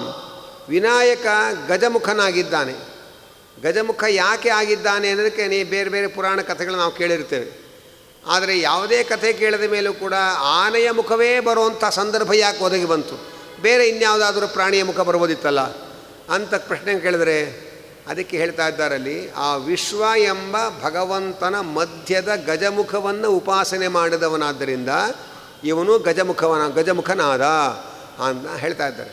ವಿಶ್ವಸ್ಯ ವಿನಾಯಕಸ್ತು ವಿಶ್ವಸ್ಯ ಧ್ಯಾನಾತ್ ಗಜವಕ್ತ್ರತಾಂ ಐತ್ ಅಂದರೆ ವಿಶ್ವ ಎಂಬ ಜಾಗೃತ ಅವಸ್ಥಾ ಪ್ರೇರಕನಾದ ಎಚ್ಚರಿಕೆಯ ಸ್ಥಿತಿಯನ್ನು ನಮಗೆ ಪ್ರೇರಣೆ ಮಾಡುವಂತಹ ವಿಶ್ವ ಎಂಬ ಭಗವಂತನ ಮಧ್ಯದ ಗಜಮುಖವನ್ನು ಉಪಾಸನೆ ಮಾಡಿದ್ದರಿಂದ ಅವರಿಗೆ ಗಜಮುಖ ಅಂತ ಅನಿಸಿಕೊಂಡ ಎಂಬುದಾಗಿ ಹೇಳ್ತಾ ಇದ್ದಾರೆ. ಅಷ್ಟೇ ಅಲ್ಲ, ತಥೈವ ತೈಜಸಧ್ಯಾನಾತ್ ಹಾಗೆ ಅಂತ ಇದ್ದಾರೆ. ಅಂದರೆ ವಿಶ್ವ ಎಂಬ ಭಗವಂತನ ರೂಪದ ಗಜಮುಖ, ತೈಜಸ ಎಂಬ ಭಗವಂತನ ರೂಪದ ಗಜಮುಖ, ಅವುಗಳನ್ನು ಉಪಾಸನೆ ಮಾಡಿದ್ದರಿಂದ ಆ ಗಜಮುಖನಾಗಿದ್ದಾರೆ. ಇಂದ್ರದೇವರು ವಿಶ್ವ ತೈಜಸ ಪ್ರಾಜ್ಞ 3 ರೂಪವನ್ನು ಉಪಾಸನೆ ಮಾಡಿ ಅವರು ಇಂದ್ರ ಪದವಿಯನ್ನು ಪಡೆದಿದ್ದಾರೆ. ತ್ರಿಧ್ಯಾನಾತ್ ಇಂದ್ರತಾಂ. ತ್ರಿಧ್ಯಾನಾತ್ ಅಂದರೆ ಈ 3 ರೂಪವನ್ನು ಧ್ಯಾನ ಮಾಡಿದ್ದರಿಂದ ಇಂದ್ರ ತನ್ನ ಸ್ಥಾನವನ್ನು ಪಡೆದಿದ್ದಾನೆ. ಚತುರ್ಧ್ಯಾನಾಚ್ಚ ರುದ್ರತ್ವಂ ರುದ್ರ ಆಪ ಜನಾರ್ದನಾತ್. ಈ ವಿಶ್ವ, ತೈಜಸ, ಪ್ರಾಜ್ಞ, ತುರೀಯ ಈ 4 ರೂಪಗಳನ್ನು ಧ್ಯಾನ ಮಾಡಿದ್ದರಿಂದ ಶಿವ ರುದ್ರಸ್ಥಾನವನ್ನು, ರುದ್ರ ಪದವಿಯನ್ನು ಪಡೆದಿದ್ದಾರೆ ಎಂಬ ಅಂಶವನ್ನು ಹೇಳ್ತಾ ಇದ್ದಾರೆ. ಏವಂಭೂತ ಗುಣೋ ವಿಷ್ಣು ಚತುರಾತ್ಮ ಪರಾತ್ಪರಃ. ಇಂತಹ ಗುಣಸ್ವರೂಪನಾದ ಆ ಭಗವಂತ ಹಿರಿಯರಾದ ಬ್ರಹ್ಮಾದಿ ದೇವತೆಗಳಿಗಿಂತಲೂ ಕೂಡ, ರಮಾಬ್ರಹ್ಮಾದಿ ದೇವತೆಗಳಿಗಿಂತಲೂ ಶ್ರೇಷ್ಠನಾದ ಸರ್ವೋತ್ತಮನಾದ ಭಗವಂತ. ಹೀಗೆ ಭಗವಂತನ ರೂಪಗಳ ಉಪಾಸನೆಯಿಂದ ಬೇರೆ ದೇವತೆಗಳು ತಮ್ಮ ತಮ್ಮ ಸ್ಥಾನ ಮತ್ತು ಮಹಿಮೆಗಳನ್ನು ಪಡೆದಿದ್ದಾರೆ ಎಂಬುದಾಗಿ ವೇದವ್ಯಾಸರು ಸ್ಪಷ್ಟವಾಗಿ ತಿಳಿಸ್ತಾ ಇದ್ದಾರೆ. ಆದ್ದರಿಂದ ಅಂತಹ ವಿಶ್ವ ಎಂಬ ರೂಪದ ಉಪಾಸನೆಯಿಂದ ಗಣಪತಿ ಗಜಮುಖನಾದದ್ದರಿಂದ ನಾವು ಯಾವುದೇ ದೇವತೆಗಳನ್ನು ಪೂಜೆ ಮಾಡಬೇಕಾಗಿದ್ದರೆ ಆ ದೇವತೆ ಯಾವ ಭಗವಂತನ ರೂಪವನ್ನು ಧ್ಯಾನ ಮಾಡ್ತಾರೋ ಆ ಭಗವಂತನಿಗೆ ಅವರ ಒಳಗಿಂದ ಪೂಜೆಯನ್ನು ಅರ್ಪಿಸಬೇಕು. ಅದಕ್ಕೆ ಗಣಪತಿ ಪೂಜೆ ಮಾಡುವಾಗ ಗಣಪತಿಗೆ ಮಾತ್ರ ನೇರವಾಗಿ ಬರೀ ಗಣಪತಿಯೇ ನಮಃ ಅಂತಲ್ಲ, ಗಣಪತಿ ಅಂತರ್ಗತ, ಮುಖ್ಯ ಪ್ರಾಣ ಅಂತರ್ಗತ ವಿಶ್ವಂಭರ ರೂಪಿ ಪರಮಾತ್ಮನೇ ನಮಃ ಅಂತ ಅರ್ಪಣೆ ಮಾಡಿದ್ರೆ ಆವಾಗ ಅದು ಗಣಪತಿಗೂ ಸೇರುತ್ತೆ. ಗಣಪತಿ ನಾವು ಯಾವುದೇ ದೇವತೆಗಳಿಗೆ ಏನೇ ಅರ್ಪಣೆ ಮಾಡಿದ್ರು ಅವರು ಹಾಗೆ ತೊಗೊಂಬಿಡಲ್ಲ. ಅದನ್ನು ಅವರು ಅವರೊಳಗಿರುವ ಮುಖ್ಯ ಪ್ರಾಣನಿಗೆ ಅರ್ಪಿಸ್ತಾರೆ. ಮುಖ್ಯ ಪ್ರಾಣದೇವರು ಅದನ್ನು ಭಗವಂತನಿಗೆ ಅರ್ಪಿಸ್ತಾರೆ. ಆದ್ದರಿಂದ ನಾವು ಅದನ್ನು ಚಿಂತನೆ ಮಾಡಿದ್ರೆ ಆ ಪುಣ್ಯ ನಮಗೂ ಬರುತ್ತೆ. ನಾವು ಚಿಂತನೆ ಮಾಡದೇ ಹೋದರೂ ಅವರೆಲ್ಲರೂ ತಮ್ಮ ಸ್ವಾಮಿಯಾದ ಭಗವಂತನಿಗೆ ಅರ್ಪಣೆ ಮಾಡಿ, ಪ್ರಾಣದೇವರಿಗೆ ಅರ್ಪಣೆ ಮಾಡಿ ಅವರ ಪ್ರಸಾದವನ್ನು ಅವರು ಸ್ವೀಕಾರ ಮಾಡ್ತಾರೆ. ಅದು ಅವರಿಗಿರ್ತಕ್ಕಂಥ ಒಂದು ದೀಕ್ಷೆ. ನಾವಾದರೆ ಕೊಟ್ಕೊಳ್ಳಿ ಬಾಯಲ್ಲಿ ಹಾಕ್ಕೊಂಡ್ಬಿಡ್ತೇವೆ. ಆದರೆ ಯಾವ ದೇವತೆಗಳಿಗೂ ನಮ್ಮಷ್ಟು ಒಳ್ಳೆಯ ಬುದ್ಧಿ ಇಲ್ಲ. ಹಾಗಾಗಿ ಅವರೆಲ್ಲರೂ ಕೂಡ ಒಳಗಿರತಕ್ಕಂತಹ ಭಗವಂತನಿಗೆ, ಪ್ರಾಣದೇವರಿಗೆ ಅವರು ತಮಗೆ ಪ್ರೇರಣೆ ಮಾಡುವವರು. ತಮಗೆ ಪ್ರೇರಕರಾದ ಹರಿವಾಯುಗಳಿಗೆ ಅರ್ಪಣೆ ಮಾಡಿ ಅವರ ಪ್ರಸಾದವನ್ನು ಅವರು ಸ್ವೀಕಾರ ಮಾಡ್ತಾರೆ. ನಾವು ಆ ದೇವತೆಗಳಿಗೆ ಅರ್ಪಣೆ ಮಾಡುವಾಗಲೇ ಈ ಎಚ್ಚರಿಕೆಯನ್ನು ಮನಸ್ಸಲ್ಲಿ ಇಟ್ಟುಕೊಂಡು ಅರ್ಪಣೆ ಮಾಡಿದರೆ ಆ ಪುಣ್ಯ ನಮಗೂ ಬರುತ್ತೆ ಅನ್ನೋದನ್ನು ತಿಳಿಸ್ತಾ ಇದ್ದಾರೆ. ಹಾಗಾಗಿ ಆ ಗಣಪತಿಯ ಪೂಜೆ ಮಾಡುವಾಗ ವಿಶ್ವಂಭರನನ್ನು ಸ್ಮರಣೆ ಮಾಡಿಕೊಂಡು ಗಣಪತಿಯನ್ನು ಪೂಜೆ ಮಾಡಿದರೆ ಆ ಗಣಪತಿಯು ಬೇಗ ಪ್ರಸನ್ನ ಆಗ್ತಾರೆ, ವಿಶ್ವಂಭರನು ಪ್ರಸನ್ನ ಆಗ್ತಾನೆ ಅನ್ನೋದನ್ನು ನಾವಿಲ್ಲಿ ಗಮನಿಸಬೇಕು. ಹೀಗೆ ವಿಶ್ವ ಎಂಬ ಭಗವಂತನ ಮೊದಲ ರೂಪ, ಮೊದಲ ಅಂಶರೂಪ ಅದನ್ನು ತಿಳಿಸ್ತಾ ಇದ್ದಾರೆ ಇಲ್ಲಿ. ಅನಂತರ ಮುಂದಿನ ರೂಪ ತೈಜಸ ರೂಪ. ಆ ತೈಜಸ ರೂಪದ ಮಹಿಮೆಯನ್ನು ಹೇಳ್ತಾ ಇದ್ದಾರೆ. ಏನಂತಂದರೆ ಸ್ವಪ್ನಸ್ಥಾನ ಅಂತಃಪ್ರಜ್ಞ ಸಪ್ತಾಂಗ ಏಕೋನವಿಂಶತಿ ಮುಖ ಪ್ರವಿವಿಕ್ತ ಭುಕ್ ತೈಜಸ ದ್ವಿತೀಯ ಪಾದ ಅಂತ ಹೇಳ್ತಾ ಇದ್ದಾರೆ. ಅಂದರೆ ಜೀವ ಎಲ್ಲಿ ಇದ್ದು ಕನಸು ಕಾಣ್ತಾನೋ ಅಲ್ಲಿ ತೈಜಸ ರೂಪ ಇದೆ. ಜೀವ ಕನಸುಗಳನ್ನು ಕಾಣುವಾಗ ನಮ್ಮ ದೇಹದ ಕಂಠದಲ್ಲಿ ಕೂತಿರ್ತಾನೆ. ಕಂಠದಲ್ಲಿ ಕೂತುಕೊಂಡು ಕನಸುಗಳನ್ನು ಕಾಣ್ತಾನೆ. ಆದರೆ ಕನಸುಗಳನ್ನು ಕಾಣೋ ಸ್ವಾತಂತ್ರ್ಯ ಅವನಿಗಿಲ್ಲ. ಆ ತೈಜಸ ರೂಪ ಕಂಠದಲ್ಲಿದ್ದು ಅವನಿಗೆ ಸ್ವಪ್ನ ಪದಾರ್ಥಗಳನ್ನು ತೋರಿಸ್ತಾನೆ. ಹೀಗೆ ಸ್ವಪ್ನ ಪದಾರ್ಥಗಳ ದರ್ಶನ, ಅದರಿಂದಾಗುವ ಸುಖ ದುಃಖಗಳು ಅದೆಲ್ಲ ನಮ್ಮ ಅನುಭವಕ್ಕೆ ಬರುವಂತೆ ಮಾಡುವವನು ತೈಜಸ ಎಂಬುದಾಗಿ ಹೇಳ್ತಾ ಇದ್ದಾರೆ. ಆ ತೇಜೋಮಯವಾದ ಚಿತ್ತದಲ್ಲಿದ್ದು ಅದನ್ನು ನಮಗೆ ಪ್ರೇರಣೆ ಮಾಡೋದರಿಂದ ಆ ರೂಪಕ್ಕೆ ತೈಜಸ ರೂಪ ಅಂತ ಕರೀತಾ ಇದ್ದಾರೆ. ಅದು ಕೂಡ ಅಂತಃಪ್ರಜ್ಞ ಅಂದರು. ತೈಜಸ ರೂಪ ಹೊರಗಡೆಯ ಪದಾರ್ಥಗಳ ಜ್ಞಾನವನ್ನು ಉಂಟು ಮಾಡೋದಲ್ಲ, ಅಂತಃಪ್ರಜ್ಞ ನಮ್ಮ ಒಳಗಡೆ ಇರುವ ಪದಾರ್ಥಗಳನ್ನು, ಅದು ಪದಾರ್ಥಗಳ ಜ್ಞಾನವನ್ನು ಉಂಟು ಮಾಡುತ್ತೆ. ಆ ಸ್ವಪ್ನದಲ್ಲಿ ನಾವೇನು ವಸ್ತುಗಳು ಕಾಣ್ತೇವೆ ಆ ವಸ್ತುಗಳು ಹೊರಗಿರುವ ವಸ್ತುಗಳಲ್ಲ, ಒಳಗಿರುವ ವಸ್ತುಗಳದು. ಆ ಒಳಗಿರುವ ವಸ್ತುಗಳ ಜ್ಞಾನವನ್ನು ನಮಗೆ ಉಂಟು ಮಾಡ್ತಾನೆ ಭಗವಂತ. ಅದಕ್ಕೆ ಅವನಿಗೆ ಅಂತಃಪ್ರಜ್ಞ ಹಾಗೆ ಅಂತ ಹೆಸರು. ಪ್ರವಿವಿಕ್ತ ಭುಕ್ ಅಂದರು. ಪ್ರವಿವಿಕ್ತ ಅಂದರೆ ಹೊರಗಡೆ ಇರತಕ್ಕ ಪದಾರ್ಥಗಳಿಗಿಂತಲೂ ಅತ್ಯಂತ ವಿಲಕ್ಷಣವಾದ ಸ್ವಪ್ನ ಪದಾರ್ಥಗಳಿಂದ ಬರುವ ಆನಂದವನ್ನು ನಮಗೆ ಅನುಭವಕ್ಕೆ ತಂದುಕೊಡುವವನು. ಸ್ವಪ್ನದಲ್ಲಿ ಒಳ್ಳೊಳ್ಳೆಯ ಕನಸುಗಳನ್ನು ಕಂಡಾಗ ಬಹಳ ಮನಸ್ಸು ಖುಷಿಯಾಗತ್ತೆ. ಆ ಖುಷಿ ಕೊಡೋರು ಯಾರು ಅಂದರೆ ಭಗವಂತ. ಅದರ ಸಾರವನ್ನು ಅವನು ಸ್ವೀಕಾರ ಮಾಡಿ ನಮ್ಮ ಅನುಭವಕ್ಕೆ ಬರುವಂತೆ ಆ ಸ್ವಪ್ನ ಪದಾರ್ಥಗಳ ಸಾರದ ಆನಂದವನ್ನು ನಮಗೂ ಭಗವಂತ ಅವನು ಸ್ವೀಕಾರ ಮಾಡಿ ನಮಗೂ ಕೊಡ್ತಾನೆ. ದುಃಖವನ್ನು ನಮಗೆ ಕೊಡ್ತಾನೆ, ಯಾಕೆಂದರೆ ಅವನಿಗೆ ಅನುಭವಿಸೋ ಯೋಗ ಇಲ್ಲ ಪಾಪ. ಆದ್ದರಿಂದ ಅದು ನಮಗೆ ಕೊಡ್ತಾನೆ. ಸುಖವನ್ನು ಪೂರ್ತಿಯಾಗಿ ಅನುಭವಿಸೋ ಯೋಗ ನಮಗಿಲ್ಲ, ದುಃಖವನ್ನು ಅನುಭವಿಸೋ ಯೋಗ ಅವನಿಗಿಲ್ಲ. ಆದ್ದರಿಂದ ಸ್ವಪ್ನ ಪದಾರ್ಥಗಳನ್ನು ಕಂಡು ಹೆದರೋದು, ದುಃಖ ಪಡೋದು ಅದೆಲ್ಲ ನಮಗೇ ಮೀಸಲದು. ಆದರೆ ಏನು ಸುಖ ಪಡ್ತೇವೆ ಆ ಸುಖದ ಸಾರ ಭಾಗವನ್ನು ಅವನು ಸ್ವೀಕಾರ ಮಾಡಿ ನಮಗೆ ಕೊಡ್ತಾನೆ. ಅವನು ಯಾಕೆ ಸ್ವೀಕಾರ ಮಾಡ್ತಾನೆ ಅಂದರೆ ಕನ್ನಡಿಯಲ್ಲಿರುವ ಬಿಂಬ ಹೀಗಂದ್ರೇ ಕನ್ನಡಿ ಒಳಗೆ ಪ್ರತಿಬಿಂಬ ಹೀಗೆ ತಿನ್ನೋದು. ಆದರೆ ನಾವು ತಿನ್ನಬೇಕಾಗಿದ್ರೆ ನಾವು ಪ್ರತಿಬಿಂಬ, ಒಳಗೆ ಅವನು ಬಿಂಬ. ಆ ಬಿಂಬ ತಿಂದ್ರೇ ಪ್ರತಿಬಿಂಬ ತಿನ್ನೋಕ್ಕಾಗೋದು.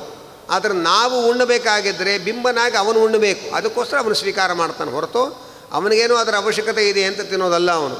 ನಾವು ತಿನ್ನಬೇಕಾಗಿದ್ದರೆ ನಮ್ಮಲ್ಲಿ ತಿನ್ನುವ ಕ್ರಿಯೆ, ಅನುಭವಿಸುವ ಕ್ರಿಯೆ ನಡೀಬೇಕಾಗಿದ್ದರೆ ನಮ್ಮೆಲ್ಲರಿಗೂ ಬಿಂಬನಾದ್ದರಿಂದ ಅವನು ಅದನ್ನು ಅನುಭವಿಸುವಂತೆ ಮಾಡ್ತಾನೆ. ಆಗ ನಾವು ಅದನ್ನು ಅನುಭವಿಸ್ಲಿಕ್ಕೆ ಸಾಧ್ಯ ಆಗತ್ತೆ ಅನ್ನುವುದನ್ನು ಹೇಳ್ತಾ ಇದ್ದಾರೆ ಇಲ್ಲಿ. ಹೀಗೆ ಭಗವಂತ ಸ್ವಪ್ನದ ಅವಸ್ಥೆಯಲ್ಲಿ ಸ್ವಪ್ನ ಪದಾರ್ಥಗಳನ್ನು ನಮಗೆ ತೋರಿಸ್ತಾನೆ. ಇಲ್ಲಿ ಕೆಲವು ಚರ್ಚೆಗಳನ್ನು ಶಾಸ್ತ್ರದಲ್ಲಿ ಮಾಡ್ತಾರೆ. ಸ್ವಪ್ನ ಪದಾರ್ಥಗಳು ಅಂದರೆ ಸ್ವಪ್ನದಲ್ಲಿ ಏನು ವಸ್ತುಗಳನ್ನು ಕಾಣ್ತೇವೆ ಅದು ಸತ್ಯವೋ ಸುಳ್ಳು ಅನ್ನೋದು ದೊಡ್ಡ ಶಾಸ್ತ್ರದಲ್ಲಿ ಒಂದು ಚರ್ಚಾ ವಿಷಯ. ಬ್ರಹ್ಮಸೂತ್ರದಲ್ಲಿ ಭಗವಂತನ ಮಹಿಮೆ ಹೇಳುವಾಗ ಭಗವಂತ ಸ್ವಪ್ನದಲ್ಲಿ ಅದ್ಭುತವಾದ ಪದಾರ್ಥಗಳ ದರ್ಶನ ನಮಗೆ ಮಾಡಿಸ್ತಾನೆ ಅಂತ ದೊಡ್ಡ ಭಗವಂತನ ಮಹಿಮೆ ಇದು ಅಂತ ಹೇಳ್ತಾರೆ. ಹೊರಗಡೆ ಪದಾರ್ಥಗಳನ್ನು ಸೃಷ್ಟಿ ಮಾಡೋದು ಒಂದು ಮಹಿಮೆ, ಜನ್ಮಾದ್ಯಸೇತಃ ಅಂತ. ಅದಲ್ಲದೆ ಸ್ವಪ್ನಾವಸ್ಥೆ ಒಳಗೆ ಅನೇಕ ಅದ್ಭುತವಾದ ಸ್ವಪ್ನ ಪದಾರ್ಥಗಳನ್ನು ಸೃಷ್ಟಿ ಮಾಡಿ ನಮಗೆ ಅನುಭವಕ್ಕೆ ಬರುವಂತೆ ಮಾಡ್ತಾನಲ್ಲ, ಇದು ಭಗವಂತನ ದೊಡ್ಡ ಮಹಿಮೆ ಅಂತ ಹೇಳ್ತಾರೆ. ಈ ಸ್ವಪ್ನದಲ್ಲಿ ಕಾಣೋ ವಸ್ತುಗಳು ಸತ್ಯವೋ ಸುಳ್ಳು ಅನ್ನೋದು ಒಂದು ವಿಶೇಷವಾದ ವೇದಾಂತದಲ್ಲಿ ಚರ್ಚೆ ಮಾಡ್ತಕ್ಕಂಥ ಪ್ರಧಾನವಾದ ವಿಷಯ. ಕೆಲವರು ಆಚಾರ್ಯರು, ವೇದವ್ಯಾಸದೇವರು ಇದನ್ನು ಸತ್ಯ ಅಂತ ಹೇಳ್ತಾರೆ. ಮಧ್ವಾಚಾರ್ಯರು ಕೂಡ ವೇದವ್ಯಾಸದೇವರು ಹೇಳಿದ್ದನ್ನು ಒಪ್ಪಿಕೊಂಡು ಇದನ್ನು ಸತ್ಯ ಅಂತ ಒಪ್ಪಿಕೊಳ್ತಾರೆ, ಸಮರ್ಥನೆ ಮಾಡ್ತಾರೆ. ಉಳಿದವರು ಸ್ವಪ್ನ ಪದಾರ್ಥಗಳನ್ನು ಸುಳ್ಳು ಅಂತ ಹೇಳ್ತಾರೆ. ಆ ಸ್ವಪ್ನ ಪದಾರ್ಥಗಳನ್ನು ಸುಳ್ಳು ಅಂತ ಹೇಳೋರು ಸ್ವಪ್ನ ಪದಾರ್ಥಗಳನ್ನು ಸತ್ಯ ಅಂತ ಹೇಳುವವರ ಮೇಲೆ ಮಾಡತಕ್ಕ ಕೆಲವು ಆಕ್ಷೇಪಗಳಿದೆ. ಏನು ಅಂತಂದರೆ, ಸ್ವಪ್ನದಲ್ಲಿ ಕಾಣುವ ವಸ್ತುಗಳು ಸತ್ಯ ಅಂತ ಆಗಿದ್ದರೆ ಅದು ನಿತ್ಯವೋ ಅನಿತ್ಯವೋ ಅಂತ ಕೇಳ್ತಾರೆ. ಸ್ವಪ್ನದಲ್ಲಿ ಕಾಣುವ ವಸ್ತುಗಳು ಸತ್ಯ ಅಂತ ಒಪ್ಪಿಕೊಂಡ್ರೆ ಒಂದೋ ನಿತ್ಯವಾದ ವಸ್ತು ಆಗಬೇಕು ಅಥವಾ ಅನಿತ್ಯವಾದ ವಸ್ತು ಆಗಬೇಕು. ಜಗತ್ತಿನಲ್ಲಿ ನಿತ್ಯವಾದ ಸತ್ಯವಾದ ವಸ್ತುಗಳು ಇದೆ, ಅನಿತ್ಯವಾದ ಸತ್ಯವಾದ ವಸ್ತುಗಳು ಇದೆ. ಆ ಸ್ವಪ್ನದಲ್ಲಿ ಕಾಣುವ ಪದಾರ್ಥಗಳು ನಿತ್ಯ ಅಂತ ಒಪ್ಪಿದರೆ ಹಾಗಾದರೆ ಎಚ್ಚರಿಕೆ ಇರಬೇಕಾದರೂ ನಮಗದು ಕಾಣಬೇಕಾಗಿತ್ತು. ನಿದ್ರೆ ಬಂದಮೇಲೆ ನಾವು ಎಚ್ಚರಿಕೆ ಅವಸ್ಥೆಯಿಂದ ಸ್ವಪ್ನಾವಸ್ಥೆಗೆ ಹೋದ ಮೇಲೆ ಮಾತ್ರ ನೋಡ್ತೇವೆ ನಾವು ಅದನ್ನು. ಅದು ನಿತ್ಯ ಆಗಿದ್ದರೆ ಮಲಗುವ ಮುಂಚೆಯೂ ನಮಗೆ ಆ ವಸ್ತುಗಳು ಕಾಣಬೇಕಾಗಿತ್ತು, ಎದ್ದ ಮೇಲೂ ನಮಗೆ ಆ ವಸ್ತುಗಳು ಕಾಣಬೇಕಾಗಿತ್ತು. ಆದರೆ ಎದ್ದ ಮೇಲೆ ಕಾಣಲ್ಲ, ಮಲಗುವ ಮುಂಚೆ ಕಾಣಲ್ಲ ಅಂದಮೇಲೆ ಅದು ನಿತ್ಯ ಅಂತ ಹೇಳಕ್ಕೆ ಬರೋದಿಲ್ಲ. ಆದ್ದರಿಂದ ಅನಿತ್ಯ ಅಂತ ಹೇಳಬೇಕು. ಅನಿತ್ಯ ಅಂತ ಹೇಳಿದರೆ, ಉದಾಹರಣೆಗೆ ಒಂದು ಮಣ್ಣಿನ ಗಡಿಗೆ ಇದೆ, ಇದು ಒಡೆದರೆ ಚೂರಾಗತ್ತೆ, ಇದು ಅನಿತ್ಯ. ಆದರೆ ಈ ಮಣ್ಣಿನ ಗಡಿಗೆ ತಯಾರಾಗಲಿಕ್ಕೆ ಮಣ್ಣು ಬೇಕು. ಅದನ್ನು ಮಣ್ಣಿನ ಗಡಿಗೆ ತಯಾರಾಗುವ ಮುಂಚೆ ಅದಕ್ಕೆ ಬೇಕಾದ ಮೆಟೀರಿಯಲ್ ನಮ್ಮ ಕಣ್ಣಿಗೆ ಕಾಣುತ್ತೆ, ಮಣ್ಣು. ಆ ಗಡಿಗೆ ಒಡೆದ ಮೇಲೆ ಅದರ ಚೂರುಗಳನ್ನು ನಾವು ನೋಡ್ತೇವೆ. ಹಾಗೆ ಸ್ವಪ್ನದಲ್ಲಿರುವ ವಸ್ತುಗಳು ಅದು ಅನಿತ್ಯ ಅಂತಾದರೆ ಅದು ಯಾವ ಮೆಟೀರಿಯಲಿಂದ ಉತ್ಪತ್ತಿಯಾಯಿತು ಆ ಮೆಟೀರಿಯಲ್ ನಮ್ಮ ಕಣ್ಣಿಗೆ ಕಾಣಬೇಕಾಗಿತ್ತು. ನಾವು ಎದ್ದ ಮೇಲೆ ಸ್ವಪ್ನ ಪದಾರ್ಥಗಳ ನಾಶ ಆಯಿತು ಅಂದರೆ ಅದರ ಚೂರುಗಳು ಕಾಣಬೇಕಾಗಿತ್ತು. ಅಂದರೆ ಅರ್ಥ, ನಾವು ಮಲಗೋ ಮನೆಯೊಳಗೆ ಇವತ್ತೇನೇನು ಕನಸು ಕಾಣಬಹುದೋ ಅದರ ಮೆಟೀರಿಯಲ್ಸ್ ಎಲ್ಲ ನಮಗಿರಬೇಕು ಮುಂಚಿತವಾಗಲ್ಲಿ. ಮತ್ತು ಎದ್ದ ಮೇಲೆ ಅದೆಲ್ಲ ನಾಶ ಆಯ್ತಲ್ಲ, ಎದ್ದ ಕೂಡಲೇ ಪಕ್ಕದಲ್ಲಿ ಆ ಏನೇನು ಕನಸಲ್ಲಿ ಕಂಡ್ವಿ ಅದೆಲ್ಲ ಅದರ ಒಡೆದ ಚೂರುಗಳೆಲ್ಲ ನಮ್ಮ ಪಕ್ಕದಲ್ಲಿ ಇರಬೇಕಾಗಿತ್ತು. ಆದರೆ ಯಾರಿಗೂ ಹೀಗೆ ಅನುಭವ ಇಲ್ಲ. ನಾವು ನಮ್ಮ ಮಲಗೋ ಮುಂಚೆ ನಮ್ಮ ಕೋಣೆ ಒಳಗೆ ನಾವೇನು ಕನಸು ಕಾಣ್ತೇವೆ ಅದರ ಕಚ್ಚಾ ವಸ್ತುಗಳೆಲ್ಲ ನಮ್ಮ ಪಕ್ಕದಲ್ಲಿ ಇರೋದು, ಎದ್ದ ಮೇಲೆ ಅದು ಅದರ ಚೂರುಗಳೆಲ್ಲ ಬಿದ್ದಿರೋದು, ಇದ್ಯಾರಿಗೂ ಅನುಭವ ಇಲ್ಲ. ಆದ್ದರಿಂದ ಅನಿತ್ಯ ಅಂತ ಹೇಳೋಕ್ಕೂ ಬರಲ್ಲ, ಆದ್ದರಿಂದ ನಿತ್ಯ ಅಂತ ಹೇಳೋಕ್ಕೂ ಬರಲ್ಲ, ಅನಿತ್ಯ ಅಂತ ಹೇಳೋಕ್ಕೂ ಬರಲ್ಲ. ಆದ್ದರಿಂದ ಸ್ವಪ್ನ ಪದಾರ್ಥಗಳು ಸತ್ಯವೇ ಅಲ್ಲ ಅಂತ ಇವರು ವಾದ. ಅದಕ್ಕೆ ಸ್ವಪ್ನ ಪದಾರ್ಥಗಳು ಸತ್ಯ ಮತ್ತು ಅನಿತ್ಯ ಅಂತ ಸಿದ್ಧಾಂತ ಹೀಗೆ ಹೇಳಿದರೆ ಇವರ ಪ್ರಶ್ನೆಗೆ ಉತ್ತರ ಕೊಡಬೇಕಲ್ಲ. ಹೊರಗಿನ ಕಾರಣಗಳು ಇಲ್ಲ ಅಂದರೆ ಸ್ವಪ್ನ ಪದಾರ್ಥಗಳ ಮೆಟೀರಿಯಲ್ಲು ಹೊರಗಡೆ, ಸ್ವಪ್ನ ಪದಾರ್ಥಗಳು ಯಾವುದರಿಂದ ತಯಾರಾಗುತ್ತೋ ಅದರ ಮೆಟೀರಿಯಲ್ಲು ನಮ್ಮ ಮನಸ್ಸಿನೊಳಗೆ ಇರೋದು, ಅದು ಹೊರಗಿರೋದಲ್ಲ, ಆದ್ದರಿಂದ ಕಾಣೋದಿಲ್ಲ ಅದರ ನಾಶ ಆಗೋದು ಒಳಗೇನೆ. ಆದ್ದರಿಂದ ಹೊರಗೆ ನಾಶ ಆಗಿದ್ದರೆ ತುಂಡುಗಳು, ಅದರ ಚೂರುಗಳು ಕಾಣ್ತಾ ಇತ್ತು. ಅದರ ಹೊರಗೆ ಉತ್ಪತ್ತಿ ಆಗೋದಲ್ಲ, ಅದರ ಕಾರಣ ಹೊರಗಿಲ್ಲ, ಆದ್ದರಿಂದ ಕಾರಣವೂ ಕಾಣಲ್ಲ. ಅದು ಒಳಗೆ ಹುಟ್ಟುತ್ತೆ, ಒಳಗೆ ನಾಶ ಆಗುತ್ತೆ. ಆದ್ದರಿಂದ ಅದರ ಪಾರ್ಟ್ಸ್ಗಳು ಕೂಡ ನಮಗೆ ಎದ್ದ ಮೇಲೆ ಕಾಣಲ್ಲ. ಯಾವುದರಿಂದ ಉತ್ಪತ್ತಿ ಆಗುತ್ತೆ ಸ್ವಪ್ನ ಪದಾರ್ಥಗಳು? ಹಾಗೆ ಅಂತಂದರೆ ಅದಕ್ಕೆ ವೇದಗಳು ಹೇಳ್ತಾ ಇದೆ, ಕನಸಲ್ಲಿ ಏನು ಕಾಣ್ತೇವೆ ಅದೆಲ್ಲ ನಾವು ಹಿಂದೆ ಅನುಭವಿಸಿದ್ದನ್ನೇ ಕಾಣೋದು. ಇದು ಮೊದಲು ತಿಳ್ಕೊಳ್ಬೇಕು. ನಾವು ಏನು ಅನುಭವಿಸಿರ್ತೇವೆ, ಎಚ್ಚರಿಕೆ ಇದ್ದಾಗ ಏನನ್ನು ನೋಡಿರ್ತೇವೆ, ಏನನ್ನು ಓದಿರ್ತೇವೆ, ಏನನ್ನು ಮನಸ್ಸಲ್ಲಿ ಇಮ್ಯಾಜಿನ್ ಮಾಡ್ಕೊಂಡಿರ್ತೇವೆ, ಅದನ್ನೇ ನಾವು ಕನಸು ಕಾಣೋದು. ಅದಕ್ಕೆ ಶಾಸ್ತ್ರದಲ್ಲಿ ಒಂದು ಶಬ್ದ ಹೇಳ್ತಾರೆ, ಏನು ಅಂದರೆ ಸಂಸ್ಕಾರ ಅಂತ ಒಂದು ಶಬ್ದ ಹೇಳ್ತಾರೆ. ನಾವು ಕಣ್ಣಲ್ಲಿ ನೋಡಿದ ಪದಾರ್ಥ ಸಂಸ್ಕಾರ ರೂಪವಾಗಿ ನಮ್ಮ ಮನಸ್ಸಿನೊಳಗಿರುತ್ತೆ. ಅದನ್ನು ಭಗವಂತ ನಮಗೆ ತೋರಿಸ್ತಾನೆ, ಕನಸಿನ ಕಾಲದಲ್ಲಿ ಅದನ್ನು ತೋರಿಸ್ತಾನೆ.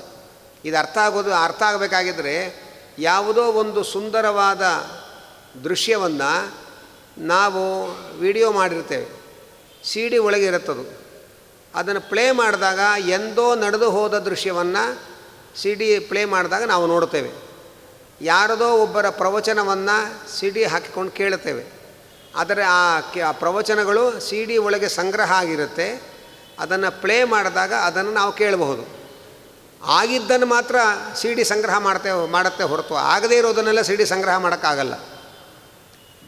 ನಾನು ಮುಂದಿನ ತಿಂಗಳಾಗೋ ಪ್ರವಚನಗಳೆಲ್ಲ ನಮ್ಮ ಸಿ ಡಿ ಒಳಗಿದೆ ಅಂತ ಯಾರೂ ಅನ್ನಲ್ಲ. ಅಥವಾ ನಮ್ಮ ವಿಡಿಯೋ ಒಳಗೆ ನಮ್ಮ ಮುಂದಿನ ತಿಂಗಳಾಗೋ ಮದುವೆದೆಲ್ಲ ಸಿ ಡಿ ಇದೆ ನಮ್ಮ ಹತ್ರ ಅಂತ ಯಾರೂ ಹೇಳೋಕ್ಕೆ ಸಾಧ್ಯ ಇಲ್ಲ.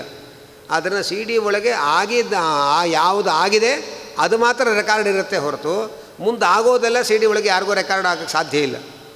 ಹಾಗೆ ಮನಸ್ಸು ಒಂದು ರೆಕಾರ್ಡ್ ಪ್ಲೇಯರ್ ಇದ್ದಾಗ, ರೆಕಾರ್ಡ್ ಟೇಪ್ ಇದ್ದಾಗ ಅದರಲ್ಲಿ ಏನು ರೆಕಾರ್ಡ್ ಆಗಿದೆ ಅದನ್ನು ಭಗವಂತ ನಮಗೆ ತೋರಿಸ್ತಾನೆ. ಅದರೊಳಗೆ ರೆಕಾರ್ಡ್ ಆಗಿರೋದನ್ನೇ ಕನಸು ಕಂಡಾಗ ಕಣ್ಣು ಮುಚ್ಚಿ ಸ್ವಪ್ನ ಅವಸ್ಥೆಗೆ ಹೋದಾಗ ಅದನ್ನು ಪ್ಲೇ ಮಾಡ್ತಾನೆ. ಆ ಚಿತ್ರಗಳನ್ನು ನಾವು ನೋಡ್ತೇವೆ. ಆದರೆ ನಾವು ಕನಸಲ್ಲಿ ಏನೇನೋ ಕಾಣುತ್ತೇವೆ, ಅದೆಲ್ಲ ನಾವು ಈಗ ಅನುಭವಿಸಿರಲ್ಲ. ನೀವು ಹೇಳಿದ್ರಲ್ಲ, ಅನುಭವಿಸಿದ್ದನ್ನೇ ನೋಡ್ತೇವೆ ನಾವು ಅಂತ. ಅನುಭವಿಸದೇ ಇರುವಂಥ ಸಂಗತಿಗಳು ಬೇಕಾದಷ್ಟಿದೆ. ಶಾಸ್ತ್ರವನ್ನು ಹೇಳ್ತಾರೆ, ನಾವೇ ಆತ್ಮಹತ್ಯೆ ಮಾಡಿಕೊಂಡ ಹಾಗೆ ಕನಸು ಕಾಣುತ್ತೆ. ನಾವು ಆತ್ಮಹತ್ಯೆ ಮಾಡಿಕೊಂಡಿಲ್ಲ, ಮತ್ತು ಅದೇ ಕನಸು ಬಿತ್ತು ಅಂದರೆ ಅದಕ್ಕೆ ಹೇಳ್ತಾರೆ, ಆ ಮನಸ್ಸು ಅನ್ನೋದು ನಿತ್ಯವಾದ ಇಂದ್ರಿಯ. ಅದು ಮೊದಲು ತಿಳ್ಕೊಬೇಕು ನಾವು. ಆ ಮನಸ್ಸು ಅನ್ನೋದು ನಿತ್ಯವಾದ ಇಂದ್ರಿಯ ಅದು. ಆದ್ದರಿಂದ ಮನುಷ್ಯ ಸತ್ತರೂ ಕೂಡ ಆ ಜೀವದ ಜೊತೆಯಲ್ಲಿ ಅವನ ಮನಸ್ಸು ಮತ್ತೊಂದು ಶರೀರವನ್ನು ಪ್ರವೇಶ ಮಾಡುತ್ತೆ. ಆದ್ದರಿಂದ ಎಲ್ಲ ಜನ್ಮಗಳ ಅನುಭವಗಳು ಅದರಲ್ಲಿ ರೆಕಾರ್ಡ್ ಆಗಿದೆ. ಏನು 4GB 8GB ಅಂತೆಲ್ಲ ನಾವು ಮಾತಾಡ್ತೇವೆ, ಅದನ್ನೆಲ್ಲ ಯಾವತ್ತೂ ನಮ್ಮ ದೇವರು ಸೃಷ್ಟಿ ಮಾಡಿ ಮುಗಿಸಿಯಾನೆ. ಆದ್ದರಿಂದ ಈ ಮನಸ್ಸು ಎಷ್ಟು GB ಅಂತ ಲೆಕ್ಕ ಮಾಡೋಕ್ಕೆ ಆಗಲ್ಲ. ಇಡೀ ದೇಹವನ್ನು ಅಡ್ಡದಿಡ್ಡಿ ಕೊಯ್ದು ಹಾಕಿದರೂ ಮನಸ್ಸು ನಿಮ್ಮ ಕೈಗೆ ಸಿಗಲ್ಲ, ಕಣ್ಣಿಗೆ ಸಿಗಲ್ಲ. ಆದರೆ ಮನಸ್ಸಿಲ್ಲ ಅಂತ ಹೇಳೋಕ್ಕೆ ಯಾರಿಗೂ ಮನಸ್ಸಿಲ್ಲ. ಅಂಥ ಒಂದು ಅತೀಂದ್ರಿಯವಾದ ಅತ್ಯಂತ ಸೂಕ್ಷ್ಮವಾದ ಮನಸ್ಸದು. ಆ ಮನಸ್ಸು ಅನ್ನೋದು ಇವತ್ತಿನ ಭಾಷೆಯಲ್ಲಿ ಹೇಳೋದಾದರೆ, ಇವತ್ತೇನು ಚಿಪ್ಪು ಅಂತೇನೋ ಅಂತಾರಲ್ಲ, ಅಂಥ ಈ ಚಿಪ್ಪಾದು ಕಣ್ಣಿಗೆ ಕಾಣಿಸುತ್ತೆ, ಕೈಲಿ ಹಿಡ್ಕೋತೀವಿ ನಾವು. ಆದರೆ ಕಣ್ಣಿಗೂ ಕಾಣದೆ ಕೈಗೂ ಸಿಗದೇ ಇರತಕ್ಕಂಥ ಒಂದು ಅದ್ಭುತವಾದ ಮೆಮೊರಿ ಚಿಪ್ಪು ಮನಸ್ಸು. ಅದರಲ್ಲಿ ಎಲ್ಲ ಜನ್ಮಗಳ ಮೆಮೊರಿ ಇದೆ ಅದರೊಳಗೆ. ಆದರೆ ನಮಗೆ ಬೇಕಾದದ್ದನ್ನು ಹಾಕಿಕೊಳ್ಳೋಕ್ಕೆ ಟೇಪ್ ರೆಕಾರ್ಡ್ ಪ್ಲೇ ಮಾಡೋದು ನಾವಲ್ಲ, ಅವನು. ಆದರೆ ಅವನು ಎಷ್ಟು ಪ್ಲೇ ಮಾಡ್ತಾನೆ ಅಷ್ಟು ನೋಡ್ಬೋದು ಅಷ್ಟೇ ಹೊರತು ನಮಗೆ ಇಷ್ಟ ಬಂದದ್ದನ್ನೆಲ್ಲ ನಾವು ನೋಡ್ಕೊಳ್ಳೋಕ್ಕಾಗಲ್ಲ. ಹಳೆಯ ಕಾಲದಲ್ಲಿ ಎಲ್ಲರ ಮನೆಯೊಳಗೆ ರೇಡಿಯೋ ಇರ್ತಾ ಇರಲಿಲ್ಲ.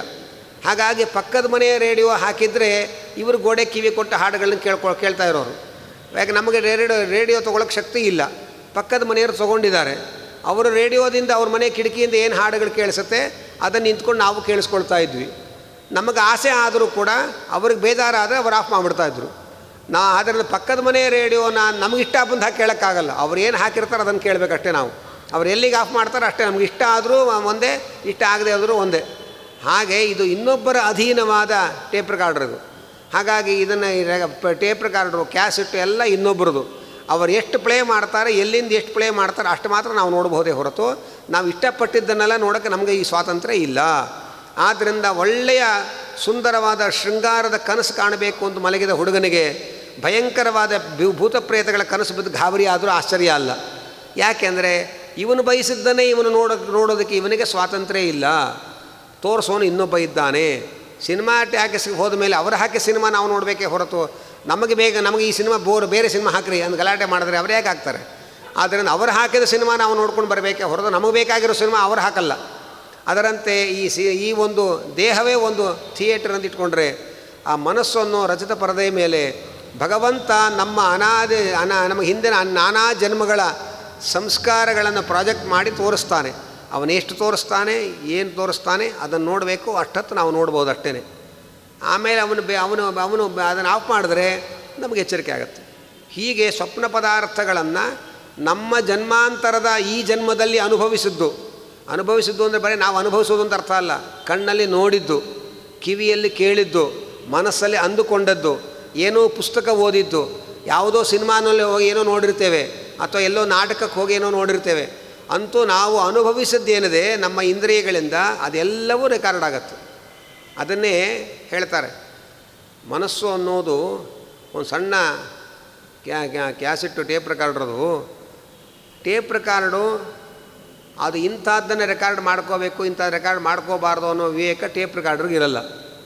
ನೀವು ಗೊಳೋ ಅಂತ ಹತ್ತರೂ ರೆಕಾರ್ಡ್ ಮಾಡ್ಕೊಳ್ಳುತ್ತೆ, ಬಾಯಿ ಬಡ್ಕೊಂಡ್ರು ರೆಕಾರ್ಡ್ ಮಾಡ್ಕೊಳ್ಳುತ್ತೆ, ಸಂಗೀತ ಹಾಡಿದ್ರು ರೆಕಾರ್ಡ್ ಮಾಡ್ಕೊಳ್ಳುತ್ತೆ. ಅದ್ರ ಮುಂದೆ ಕೂತಿರೋರಿಗೆ ಕಾಮನ್ ಸೆನ್ಸ್ ಇರಬೇಕೇ ಹೊರತು ಟೇಪ್ ರೆಕಾರ್ಡ್ರಿಗೆ ಯಾವ ಸೆನ್ಸು ಇರಲ್ಲ. ಅದು ಕೆಲಸ ಎಷ್ಟು ಏನು ಕೇಳುತ್ತಾ ರೆಕಾರ್ಡ್ ಮಾಡ್ಕೊಳ್ಳೋದು ಅಷ್ಟೇ ಕೆಲಸ. ಆದ್ದರಿಂದ ನಾವು ಕಣ್ಣಲ್ಲಿ ಕೆಟ್ಟದ್ದು ನೋಡಿದ್ರೆ ಕೆಟ್ಟದ್ದನ್ನೇ ರೆಕಾರ್ಡ್ ಮಾಡ್ಕೊಳ್ಳುತ್ತೆ, ಒಳ್ಳೆಯದನ್ನು ನೋಡಿದ್ರೆ ಒಳ್ಳೆಯದನ್ನೇ ರೆಕಾರ್ಡ್ ಮಾಡ್ಕೊಳ್ಳುತ್ತೆ. ಆದ್ದರಿಂದ ಕಣ್ಣಿನಿಂದ ನಾವು ಏನು ಆಹಾರ ಸರಬರಾಜು ಮಾಡ್ತೇವೆ ಮನಸ್ಸಿಗೆ ಅದನ್ನು ರೆಕಾರ್ಡ್ ಮಾಡ್ಕೊಳ್ಳುತ್ತೆ, ಅಷ್ಟೇ ಅದರ ಕೆಲಸ. ಅದಕ್ಕೆ ವೇದ ಹೇಳುತ್ತೆ, ಭದ್ರಂ ಕರ್ಣೇಭಿಃ ಶೃಣುಯಾಮ ದೇವಾಃ. ಕಿವಿಗಳಿಂದ ಒಳ್ಳೆಯದನ್ನು ಕೇಳೋಣ, ಒಳ್ಳೆಯದನ್ನು ನೋಡೋಣ. ಯಾಕೆಂದರೆ ಏನು ನೋಡ್ತೀವೋ ಅದು ರೆಕಾರ್ಡ್ ಆಗಿಬಿಡುತ್ತೆ. ಆದರೆ ನಾವು ಕೆಟ್ಟದ್ದನ್ನೆಲ್ಲ ನೋಡಿದ್ರೆ ಸಂಧ್ಯಾ ಒಂದೇ ಕೂತು ಕಣ್ಣು ಮುಚ್ಚಿದ್ರೆ ಕೆಟ್ಟದ್ದೇ ನಮ್ಮ ಒಳಗೆ ಕಾಣ್ತಾ ಇರುತ್ತೆ. ನಾವು ಕೆಟ್ಟದ್ದನ್ನು ಕೇಳಿದರೆ ನಾವು ದೇವ್ರ ಮನೇಲಿ ಕೂತರು ಕೆಟ್ಟದ್ದೇ ನಮ್ಮ ತಲೆ ಒಳಗೆ ಬರ್ತಾ ಇರುತ್ತೆ. ಆದ್ದರಿಂದ ಏನು ಓದ್ತೀರಿ, ಏನು ಕೇಳ್ತೀರಿ, ಏನು ನೋಡ್ತೀರಿ ಅದೆಲ್ಲ ಮನಸ್ಸಲ್ಲಿ ರೆಕಾರ್ಡ್ ಆಗೋಗುತ್ತೆ. ಅದನ್ನು ಕೆಟ್ಟ ದೃಶ್ಯಗಳನ್ನೆಲ್ಲ ನೋಡ್ತಾ ಕೂತ್ರೆ ಅದಷ್ಟು ಮನಸ್ಸಲ್ಲಿ ರೆಕಾರ್ಡ್ ಆಗುತ್ತೆ. ಕೆಟ್ಟ ವಿಚಾರಗಳನ್ನು ಕೇಳ್ತಾ ಕೂತ್ರೆ ಅದಷ್ಟು ರೆಕಾರ್ಡ್ ಆಗುತ್ತೆ. ಅದಕ್ಕೆ ಭದ್ರಂ ಕರ್ಣೇಭಿಃ ಶೃಣುಯಾಮ ದೇವಾಃ ಭದ್ರಂ ಪಶ್ಯೇಮ ಅಕ್ಷಭಿರ್ಯ ಯಜತ್ರಾಃ. ಈ ಕಣ್ಣುಗಳಿಂದ ಮಂಗಳವಾದ ಭಗವಂತನನ್ನು ನೋಡೋಣ, ಭಗವಂತನ ಬಗ್ಗೆ ಕೇಳೋಣ. ಹಾಗೆ ಅಂತ ದೇವರಲ್ಲಿ ಪ್ರಾರ್ಥನೆ ಮಾಡಿರಿ. ಹಾಗೆ ಅಂತ ಈ ಉಪನಿಷತ್ತಿಗೆ ಅದೇ ಶಾಂತಿ ಮಂತ್ರ. ಆದ್ದರಿಂದ ಆ ಭಗವಂತ ಸುಂದರವಾದದ್ದನ್ನು ಮತ್ತು ಪವಿತ್ರವಾದದ್ದನ್ನು ಕೇಳೋದು ನೋಡೋದು ಮಾಡಿದ್ರೆ ಅದನ್ನು ಮಾತ್ರ ಅದು ರೆಕಾರ್ಡ್ ಮಾಡ್ಕೊಳ್ಳುತ್ತೆ. ಅದರಿಂದ ಮನಸ್ಸಲ್ಲಿ ಏನು ರೆಕಾರ್ಡ್ ಆಗಿದೆ ಅದನ್ನು ಭಗವಂತ ತೋರಿಸ್ತಾನೆ. ಕೆಲವರು ಒಂದು ಮಾತು ಹೇಳ್ತಾರೆ ನೋಡಿ, ನಾವು ರಜತ ಪರದೆ ಮೇಲೆ 3 ಗಂಟೆ ಸಿನಿಮಾ ನೋಡ್ತೇವೆ. ಸಿನಿಮಾ ನೋಡೋಕ್ಕೆ ಮುಂಚೆ ಏನಿತ್ತು, ರಜತ ಪರದೆ ಇತ್ತು. ಸಿನಿಮಾ ನೋಡಿ ಆದಮೇಲೆ ಏನಿತ್ತು, ಮತ್ತು ರಜತ ಪರದೆ ಇತ್ತು.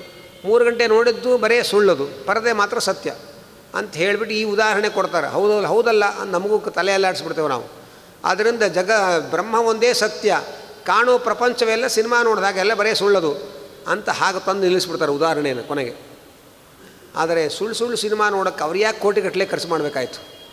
ಅವ್ರು ಕೋಟಿಗಟ್ಟಲೆ ಖರ್ಚು ಮಾಡಿ ಎಲ್ಲೆಲ್ಲೋ ಹೋಗಿ ಶೂಟಿಂಗ್ ಮಾಡಿಕೊಂಡು ಅದನ್ನೆಲ್ಲ ರೆಕಾರ್ಡ್ ಮಾಡಿಕೊಂಡು ನಮಗೆ ತಂದು ತೋರಿಸ್ತಾರೆ. ಆದ್ದರಿಂದ ನಾವು ನೋಡಿದ ಯಾವ ಸಿನಿಮಾ ಕೂಡ ಸುಳ್ಳಲ್ಲ. ಸುಳ್ಳು ಯಾವುದು ಅಂದರೆ ಆ ಜಡವಾದ ಚಿತ್ರಗಳನ್ನು ನಿಜವಾದ ವ್ಯಕ್ತಿಗಳು ಅಂತ ತಿಳ್ಕೊಂಡ್ವಲ್ಲ ಅಷ್ಟು ಮಾತ್ರ ಸುಳ್ಳು. ಹೊರತು ಪರದೆ ಸತ್ಯ, ಪರದೆ ಮೇಲೆ ನೋಡಿದ ಚಿತ್ರಗಳು ಸತ್ಯ, ನೋಡಿದ ನಮ್ಮ ಕಣ್ಣು ಸತ್ಯ, ಈ ದೇಹ ಸತ್ಯ, ಅದನ್ನು ಅನುಭವಿಸಿದ ಈ ಮನುಷ್ಯ ಅನ್ನೋ ಜೀವ ಸತ್ಯ, ಇಷ್ಟು ಎಲ್ಲ ಸತ್ಯಗಳೇ. ಸುಳ್ಳು ಯಾವುದು ಅಂತಂದರೆ, ಚಿಕ್ಕ ಹುಡುಗರಾಗಿದ್ದಾಗ ಒಂದು ಸಿನಿಮಾದಲ್ಲಿ ಒಬ್ಬ ನಾಯಕ ನಟ ಸತ್ತು ಹೋದರೆ ಇನ್ನೊಮ್ಮೆ ಅವನದೇ ನಾಯಕತ್ವದ ಇನ್ನೊಂದು ಸಿನಿಮಾ ಬಂದರೆ ಹೋದ ಸಿನಿಮಾದರೆ ಸತ್ತೋಗಿದ್ದಾನೆ ಹೇಗೆ ಬಂದರು ಮತ್ತಿವರು ಅನ್ನೋದೇ ದೊಡ್ಡ ಪ್ರಶ್ನೆ ಕಾಡ್ತಾ ಇತ್ತು ಆ ಮಕ್ಕಳಿಗೆ ಹಳೆ ಕಾಲದಲ್ಲಿ. ಮೊನ್ನೆ ಸಿನಿಮಾ ನೋಡಿದಾಗ ಸತ್ತೋಗಿದ್ದ ಅವನು, ಮತ್ತು ಇದೇ ಸಿನಿಮಾದ ಪುನಃ ಬಂದಿಯಾನ, ಅದು ಹೇಗೆ ಬಂದ ಅವನು ಬದುಕಿ? ಹಾಗೆ ಅಂತ ಆ ಮಕ್ಕಳಿಗೆ ಅದೇ ತಲೆಕೆಟ್ಟು ದೊಡ್ಡ ಕ್ವಶನ್ ಆಗಿ ಕಾಡ್ತಾಯಿತ್ತು ಪಾಪ. ಅಂಥ ಕಾಲ ಒಂದಿತ್ತು. ಹಾಗೆ ಆ ನಿಜವಾದ ವ್ಯಕ್ತಿಗಳೇ ಇಲ್ಲಿ ಬಂದು ನಿಂತಿದ್ದಾರೆ ಪರದೆ ಮೇಲೆ ಅನ್ನೋ ಅಂತ ಏನು ಜ್ಞಾನ ಬರುತ್ತಲ್ಲ ಅದು ಭ್ರಮೆ. ಅದು ಮಾತ್ರ ಭ್ರಮೆಯೇ ಹೊರತು ನಾವು ನೋಡಿದ ಸಿನಿಮಾ ಭ್ರಮೆ ಅಲ್ಲ. ಭ್ರಮೆ ಅಂತಂದರೆ ಇಲ್ಲದೇ ಇರೋದನ್ನು ನೋಡೋದಕ್ಕೆ ಕೋಟಿಗಟ್ಟಲೆ ಅವ್ರು ಯಾಕೆ ಖರ್ಚು ಮಾಡಿದ್ದಾರೆ? ಕೋಟಿಗಟ್ಟಲೆ ಖರ್ಚು ಮಾಡಿ ಶೂಟಿಂಗ್ ಮಾಡಿ ಎಷ್ಟೆಷ್ಟೋ ನೂರಾರು ಕಲಾವಿದರನ್ನೆಲ್ಲ ಬಳಸಿಕೊಂಡು ಸಿನಿಮಾ ಮಾಡಿ ಅದನ್ನು ರೆಕಾರ್ಡ್ ಮಾಡಿ ಆ ರೆಕಾರ್ಡೆಡನ್ನು ನಮಗೆ ತೋರಿಸ್ತಾ ಇದ್ದಾರೆ ಅವರು. ಆದ್ದರಿಂದ ಪರದೆಯೂ ಸತ್ಯ, ನೋಡಿದ ಸಿನಿಮಾ ಚಿತ್ರಗಳೂ ಸತ್ಯ, ನೋಡಿದವರು ಸತ್ಯ, ತೋರಿಸಿದವರು ಸತ್ಯ. ಆದರೆ ಜಡವಾದ ಛಾಯಾಚಿತ್ರವನ್ನು ನಿಜವಾದ ವ್ಯಕ್ತಿಗಳು ಅಂತ ಭ್ರಮಿಸಿಕೊಂಡವಲ್ಲ, ಅಷ್ಟು ಮಾತ್ರ ಭ್ರಮೆ, ಇನ್ಯಾವುದೂ ಅಲ್ಲ. ಅದರಂತೆ ಇಲ್ಲಿಯೂ ಕೂಡ ಕನಸಲ್ಲಿ ನಾವು ಕಂಡ ವಸ್ತು ಏನಿದೆ ಅದು ಹೊರಗಿನ ವಸ್ತುವನ್ನೇ ನೋಡ್ತಾ ಇದ್ದೇವೆ ಅಂತ ತಿಳ್ಕೊಳ್ತೇವಲ್ಲ, ಅಷ್ಟು ಮಾತ್ರ ಭ್ರಮೆ. ಹೊರಗಿನ ವಸ್ತು ಬೇರೆ, ನಾವು ಒಳಗೆ ನೋಡ್ತಾ ಇರೋ ವಸ್ತು ಬೇರೆ. ಹೊರಗೆ ಸಿನಿಮಾ ನಟ ಬಂದಿದ್ದಾನೆ ನೋಡ್ತೇವೆ, ಸಿನಿಮಾದಲ್ಲಿ ನೋಡೋದು ಅವನ ಜಡವಾದ ಛಾಯಾಚಿತ್ರ, ಅದು ಬೇರೆ, ಆ ವ್ಯಕ್ತಿ ಬೇರೆ. ಹಾಗೆ ಸಿನಿಮಾ ನಟ ನಮ್ಮ ಕಣ್ಣೆದುರಿಗೆ ಸಿನಿಮಾ ಸಮಯದಲ್ಲಿ ಬಂದರೆ ಅವನನ್ನು ನೋಡ್ತೇವೆ, ಅವನನ್ನು ಮುಟ್ತೇವೆ. ಆದರೆ ಛಾಯಾಚಿತ್ರವನ್ನು ಛಾಯಾಚಿತ್ರ ಜಡ, ಇದು ಚೇತನ. ಅದರ ಮೂವಿಂಗಿಂದ ಅದು ಜಡ ಚೇತನ ಅಂತ ಭ್ರಮೆ ಬರುತ್ತೆ ಅಷ್ಟೇ ಹೊರತು ಅದು ನಿಜವಾದ ಚಿತ್ರ ಅಲ್ಲ, ವ್ಯಕ್ತಿ ಅಲ್ಲ ಅದು. ಹಾಗೆಯೇ ಇವತ್ತು ಬೆಳಗ್ಗೆ ಇವತ್ತು ರಾತ್ರಿ ಮನೆಯ ಮುಂದೆ ಅಯ್ಯಪ್ಪನವರು ಆನೆಯ ಮೇಲೆ ಮೆರವಣಿಗೆ ಮಾಡ್ಕೊಂಡು ಮನೆಯ ಮುಂದೆ ಬಂದರು. ಬರ್ತಾ ಇರ್ತಾರೆ ನೋಡಿ, ನವಂಬರ್ ಇರ್ತೀನಿ, ಡಿಸೆಂಬರ್ ತಿಂಗಳು ಬಂದರೆ ಬರ್ತಾ ಇರ್ತಾರೆ, ನೋಡಿರ್ತೇವೆ ನಾವು. ರಾತ್ರಿ ಮಲಗಿದ್ವಿ, ನಮಗೂ ಕನಸಲ್ಲಿ ಆನೆ ಕಾಣಿಸ್ತು. ಈ ಎಚ್ಚರಿಕೆ ಇದ್ದಾಗ ಆನೆ ನೋಡಿದ್ವಲ್ಲ, ಅದರ ಸಂಸ್ಕಾರ ಮನಸ್ಸಲ್ಲಿತ್ತು. ಕನಸಿನಲ್ಲಿ ಅದನ್ನು ನಾವು ಮತ್ತೆ ದೇವರು ನಮಗದನ್ನು ತೋರಿಸ್ತಾ. ಹಾಗೆ ಭಗವಂತ ಸ್ವಪ್ನ ಪದಾರ್ಥಗಳನ್ನು ನಮ್ಮ ಸಂಸ್ಕಾರವೇ ಅದಕ್ಕೆ ಮೆಟೀರಿಯಲು, ಅದರಿಂದ ಸೃಷ್ಟಿ ಮಾಡ್ತಾನೆ, ತೋರಿಸ್ತಾನೆ, ಅದನ್ನು ಅಲ್ಲೇ ನಾಶ ಮಾಡ್ತಾನೆ. ಆದ್ದರಿಂದ ಹೊರಗಡೆ ಇರೋ ಕಾರಣದಿಂದ ಸೃಷ್ಟಿಯಾಗಿದ್ದರೆ ಕಾರಣ ಹೊರಗಡೆ ಕಾಣ್ತಾ ಇತ್ತು. ಹೊರಗಡೆ ನಾವು ವಸ್ತುವಿಂದ ಅದು ಮೆಟೀರಿಯಲಿಂದ ನಿರ್ಮಾಣ ಆಗಿದ್ದರೆ ಅದರ ಒಡೆದು ಹೋದ್ಮೇಲೆ ಅದರ ಚೂರುಗಳು ಕಾಣಬೇಕಾಗಿತ್ತು. ಆದರೆ ಸ್ವಪ್ನದಲ್ಲಿ ಕಾಣುವ ವಸ್ತುಗಳ ಮೆಟೀರಿಯಲ್ಲು ಅದು ಹೊರಗಡೆ ಇರೋದಲ್ಲ, ಆದರೆ ಅದು ಒಳಗಡೆ ಮನಸ್ಸಿನೊಳಗೆ ಇರೋದು. ಅದು ಮನಸ್ಸಿನೊಳಗೆ ಅದರ ಮೆಟೀರಿಯಲ್ ಇರೋದು. ಆದ್ದರಿಂದ ಅಲ್ಲೇ ಉತ್ಪತ್ತಿ ಆಗತ್ತೆ, ಅಲ್ಲೇ ನಾಶ ಆಗತ್ತೆ, ಅದನ್ನು ಹೊರಗಡೆ ನಾವು ನೋಡೋಕ್ಕೆ ಸಾಧ್ಯ ಇಲ್ಲ ಅನ್ನೋದನ್ನು ಹೇಳ್ತಾರೆ. ಇಂತಹ ಕನಸುಗಳನ್ನು ಕಾಣೋದ್ರೊಳಗೆ ನಮಗೆ ಸ್ವಾತಂತ್ರ್ಯ ಇಲ್ಲ ಅನ್ನೋದು ಎಲ್ಲರಿಗೂ ಅನುಭವಕ್ಕೆ ಸಿದ್ಧವಾದ ಸಂಗತಿ. ಇದಕ್ಕೆ ಶಾಸ್ತ್ರ ಬೇಕಾಗಿಲ್ಲ, ನಮ್ಮ ಅನುಭವವೇ ಸಾಕು. ನಾವು ಅಂದುಕೊಂಡ ಕನಸು ಬೀಳೋದಿಲ್ಲ, ಅಂದುಕೊಳ್ಳದೇ ಇರೋ ಕನಸು ಬೀಳುತ್ತೆ. ಕನಸು ಬೇಕು ಅಂತ ಮಲ್ಕೊಂಡ್ರೆ ಕನಸೇ ಬರಲ್ಲ. ಅವತ್ತು ನಿದ್ರೆ ಬಂದಿದ್ದಾನೆ, ಕನಸು ನಿದ್ರೆಯೇ ಬರದೆ ಹೊರಳಾಡ್ತಾ ಇರ್ತೇವೆ. ಅದನ್ನು ನಿದ್ರೆ ಮಾಡೋಕ್ಕೂ ನಮಗೆ ಸ್ವಾತಂತ್ರ್ಯ ಇಲ್ಲ, ಕನಸು ಕಾಣೋಕ್ಕೂ ನಮಗೆ ಸ್ವಾತಂತ್ರ್ಯ ಇಲ್ಲ. ಅಂದಮೇಲೆ ಈ ಕನಸು ಕಾಣಿಸುವವನು, ನಿದ್ರೆ ಬರೆಸುವವನು ಮತ್ತೊಬ್ಬ ಇದ್ದಾನೆ ಅನ್ನೋದು ಎಲ್ಲರ ಅಂತಸ್ಸಾಕ್ಷಿ ಒಪ್ಪುವ ಸತ್ಯವಾದ ಸಂಗತಿ ಇದು. ಇದಕ್ಕೆ ಸತ್ಯವಾದದ್ದಕ್ಕೆ ಆರ್ಗ್ಯುಮೆಂಟ್ಸ್ ಬೇಕಾಗಿಲ್ಲ. ಸುಳ್ಳಂತೂ ಪ್ರೂವ್ ಮಾಡೋಕ್ಕೆ ಆರ್ಗ್ಯುಮೆಂಟ್ ಬೇಕಾಗುತ್ತೆ, ಸತ್ಯಕ್ಕೆ ಪ್ರೂವ್ ಮಾಡೋಕ್ಕೆ ಆರ್ಗ್ಯುಮೆಂಟ್ ಬೇಕಾಗಿಲ್ಲ. ಅದಕ್ಕೆ ಹಾಗೆ ಅರ್ಥ ಆಯ್ತು, ಮನಸ್ಸಾಕ್ಷಿ ಅದನ್ನು ಗ್ರಹಣ ಮಾಡಿಬಿಡುತ್ತೆ. ಹಾಗೆ ಈ ಒಂದು ವಿಚಾರವನ್ನು ಹೇಳ್ತಾ ಇದ್ದಾರೆ. ಜಾಗ್ರದ್ದರ್ಶನ ಸಂಸ್ಕಾರ ರೂಪತ್ವಾತ್ ಸ್ವಪ್ನಗಂತು ಯತ್ ಪ್ರವಿವಿಕ್ತಂತು ತಜ್ಞಾನ ಕಾರಣೋ ಅಂತರ್ಜ್ಞ ಉಚ್ಯತೆ ಎಂಬುದಾಗಿ ವರಾಹ ಪುರಾಣದ ಆಧಾರವನ್ನು ಕೊಟ್ಟು ತಿಳಿಸ್ತಾ ಇದ್ದಾರೆ. ಆದ್ದರಿಂದ ಜಾಗ್ರತ್ ಕಾಲದಲ್ಲಿ, ಅಂದರೆ ಎಚ್ಚರಿಕೆಯ ಕಾಲದಲ್ಲಿ ಏನೇನು ನೋಡಿದ್ದೇವೆ, ಏನೇನು ಅನುಭವಿಸಿರ್ತೇವೆ, ಅದರ ಸಂಸ್ಕಾರಗಳು ನಮ್ಮ ಮನಸ್ಸಿನೊಳಗಿರುತ್ತೆ. ಭಗವಂತ ಆ ಸಂಸ್ಕಾರದಿಂದಲೇ ಆ ಪದಾರ್ಥಗಳನ್ನು ಸೃಷ್ಟಿ ಮಾಡಿ ನಮಗೆ ತೋರಿಸ್ತಾನೆ. ಆ ತೋರಿಸುವ ಭಗವಂತನೇ ತೈಜಸ ಎಂಬ ಭಗವಂತನ ರೂಪ ಎಂಬುದಾಗಿ ಉಪನಿಷತ್ತು ತಿಳಿಸ್ತಾ ಇದೆ. ಅನಂತರ ಮತ್ತೊಂದು ಪ್ರಾಜ್ಞಾ ಅಂತ ಇನ್ನೊಂದು ರೂಪ. ಆ ಪ್ರಾಜ್ಞ ರೂಪ ಏನು ಮಾಡುತ್ತೆ ಅಂದರೆ, ಯತ್ರ ಸುಪ್ತಃ ನ ಕಂಚನ ಕಾಮಂ ಕಾಮಯತೆ ನ ಕಂಚನ ಸ್ವಪ್ನಂ ಪಶ್ಯತಿ ತತ್ ಸುಷುಪ್ತಂ ಅಂತ ಇದ್ದಾರೆ. ಎಲ್ಲಿ ಮಲಗಿದ ವ್ಯಕ್ತಿ ಯಾವುದೇ ವಿಷಯವನ್ನು ಬಯಸಲ್ಲ. ಅವನ ಪಕ್ಕದಲ್ಲಿ ನೀವು ಸೂಟ್ ಕೇಸಲ್ಲಿ ₹1,00,00,000 ಹೊಸ ನೋಟಿಟ್ಟರು ಅವನಿಗೇನು, ಅವನಲ್ಲಿ ಪ್ರತಿಕ್ರಿಯೆಯೇ ಇಲ್ಲ. ನ ಕಾಮಂ ಕಾಮಯತೆ, ಯಾವುದೇ ವಿಷಯವನ್ನು ಬಯಸಲ್ಲ. ಮತ್ತು ನಕಂಚನ ಸ್ವಪ್ನಂ ಪಶ್ಯತಿ, ಯಾವ ಕನಸನ್ನೂ ಕಾಣಲ್ಲ. ಅಂತಹ ಗಾಢ ನಿದ್ರೆಯ ಅವಸ್ಥೆ ಇದೆಯಲ್ಲ, ಅದಕ್ಕೆ ಸುಷುಪ್ತಿ ಅವಸ್ಥೆ ಎಂದು ಕರೀತಾರೆ. ಆ ನಿದ್ರೆ ಕೊಡುವವನು ಯಾರು ಅಂದರೆ ಭಗವಂತ. ಅಲ್ಲ, ನಾವು ನಿದ್ರೆ ಮಾಡೋದು ನಾವೇ, ಮಾಡಿಸೋದು ಅವನಷ್ಟೇ. ನಾವು ಬೇಕಾದಷ್ಟು ಶ್ರೀಮಂತಿಕೆ ಇದೆ ಅಂತ ಹೇಳಿ ಒಳ್ಳೆ ಮಂಚ ಕೊಂಡ್ಕೋಬಹುದು, ಒಳ್ಳೆ ಹೊದಿಗೆ ಕೊಂಡ್ಕೊಳ್ಬೋದು, ಒಳ್ಳೆ ಹಾಸಿಗೆ ಕೊಂಡ್ಕೋಬೋದು, ನಿದ್ರೆ ಕೊಂಡ್ಕೊಳ್ಳೋಕ್ಕೆ ಸಾಧ್ಯ ಇಲ್ಲ. ಆದ್ದರಿಂದ ನಿದ್ರೆ ಅವನು ಕೊಟ್ಟರೂ ಇದೆಯೇ ಹೊರತು ಇಲ್ಲದೆ ಹೋದರೂ ಇಲ್ಲ. ಬಡವನಾದವನು ರಸ್ತೆಯ ಜಗಲಿ ಮೇಲೆ ಸರಿಯಾದ ಹೊದಿಕೆ ಇಲ್ಲ, ಹಾಸಿಗೆ ಇಲ್ಲ, ಗಾಢ ನಿದ್ರೆಯನ್ನು ಮಾಡಿ ಅವನು ಆನಂದವಾಗಿರ್ತಾನೆ. ಒಬ್ಬ ಬಡವರ ಇಡೀ ಮನೆಗೆ ಖರ್ಚಾಗುವಷ್ಟು ಹಣವನ್ನು ಬರೇ ಶಯ್ಯಾಗೃಹಕ್ಕೆ ಖರ್ಚು ಮಾಡಿ ವೈಭವದ ಶಯ್ಯಾಗೃಹ ಕಟ್ಟಿಕೊಂಡು ನಿದ್ರೆ ಬರದೆ ಮಾತ್ರೆ ತೊಗೊಂಡು ಒದ್ದಾಡ್ತಾ ಇರ್ತಾನೆ. ಆದ್ದರಿಂದ ಹಣದಿಂದ ನಿದ್ರೆಯನ್ನು ಕೊಂಡ್ಕೊಳ್ಳೋಕ್ಕಾಗಲ್ಲ. ಹಣದಿಂದ ಮಂಚ ಕೊಂಡ್ಕೋಬೋದು, ಹಾಸಿಗೆ ಕೊಂಡ್ಕೋಬೋದು, ದಿಮ್ ಕೊಂಡ್ಕೋಬೋದು ಅಷ್ಟೇ. ಆದ್ದರಿಂದ ಆ ನಿದ್ರೆ ಅದು ಭಗವಂತನ ಅಧೀನ. ಆ ಭಗವಂತ ಕೊಡಬೇಕು ನಿದ್ರೆಯನ್ನು. ಅದಕ್ಕೆ ಸುಷುಪ್ತಿ ಅಂತ ಕರೀತಾರೆ. ಸುಪ್ತಿ ಅಂತ ಕರೀತಾರೆ, ಸ್ವಾಪ ಅಂತ ಹೇಳ್ತಾರೆ ಸಂಸ್ಕೃತದಲ್ಲಿ. ಅದಕ್ಕೆ ಅರ್ಥ ಏನು ಅಂದರೆ ಸು ಅಂದರೆ ಸುಖ ಸ್ವರೂಪನಾದ ಭಗವಂತನನ್ನು ಆಪ ಅಂದರೆ ಹೊಂದೋದು, ಅದಕ್ಕೆ ಸ್ವಾಪ ಅಂತ ಹೆಸರು. ಸು ಪ್ಲಸ್ ಆಪ ಈಸ್ ಈಕ್ವಲ್ ಟು ಸ್ವಾಪ. ಸು ಅಂದರೆ ಸುಖಮಯನಾದ ಭಗವಂತ, ಅವನನ್ನು ಆಪ ಅಂದರೆ ಹೊಂದೋದು, ಅದಕ್ಕೆ ಸ್ವಾಪ ಅಂತ ಹೆಸರು. ಸುಪ್ತಿ ಅಂತ ಕರೀತಾರೆ. ಸು ಅಂದರೆ ಸುಖ ಸ್ವರೂಪನಾದ ಭಗವಂತನನ್ನು, ಪ್ತಿ ಅಂದರೆ ಸೇರೋದು, ಅವನನ್ನು ಹೊಂದೋದು, ಅದಕ್ಕೆ ಸುಷುಪ್ತಿ ಅಂತ ಕರೀತಾ ಇದ್ದಾರೆ. ಈ ನಿದ್ರೆಯನ್ನು ಕೊಡ್ತಕ್ಕಂಥವನು ಪ್ರಾಜ್ಞಾ ಅಂತ ಇದ್ದಾರೆ. ಇವನಿಗೆ ಪ್ರಾಜ್ಞಾ ಅಂತ ಯಾಕೆ ಹೆಸರು? ಯಾಕೆ ಹೆಸರು ಅಂದರೆ ನಾವು ಪ್ರಾಜ್ಞರು ಅಂತ ಒಂದು ಅರ್ಥದಲ್ಲಿ ಕರಿತಾ ಇರ್ತೇವೆ, ತುಂಬ ತಿಳ್ಕೊಂಡವರು ಅಂತ. ಅದರ ತಮಾಷೆ ಅಂದರೆ ಇಲ್ಲಿ ಪ್ರಾಜ್ಞಾ ಅಂದರೆ ಆಜ್ಞಾ ಈಸ್ ಈಕ್ವಲ್ ಟು ಪ್ರಾಜ್ಞಾ. ಅಂದರೆ ಹೊರಗಿನ ಯಾವ ವಸ್ತುಗಳ ಜ್ಞಾನವನ್ನು ಉಂಟು ಮಾಡದೇ ಇರೋನು, ಸ್ವಪ್ನ ಪದಾರ್ಥಗಳ ಜ್ಞಾನವನ್ನು ಉಂಟು ಮಾಡದೇ ಇರೋನು, ಆದ್ದರಿಂದ ಅವನಿಗೆ ಪ್ರಾಜ್ಞಾ ಅಂತ ಹೆಸರು. ಈ ವಿಶ್ವ ಹೊರಗಿನ ವಸ್ತುಗಳ ಜ್ಞಾನವನ್ನು ಉಂಟು ಮಾಡ್ತಾನೆ, ತೈಜಸ ಸ್ವಪ್ನ ಪದಾರ್ಥಗಳ ಜ್ಞಾನವನ್ನು ಉಂಟು ಮಾಡ್ತಾನೆ. ಆದರೆ ಪ್ರಾಜ್ಞಾ ಸ್ವಪ್ನ ಪದಾರ್ಥಗಳ ಜ್ಞಾನವೂ ನಮಗೆ ಬರದೇ ಇರೋ ಹಾಗೆ ನೋಡ್ಕೋತಾನೆ, ಹೊರಗಿನ ವಸ್ತುಗಳ ಜ್ಞಾನವೂ ನಮಗೆ ಬರೋದಿಲ್ಲ.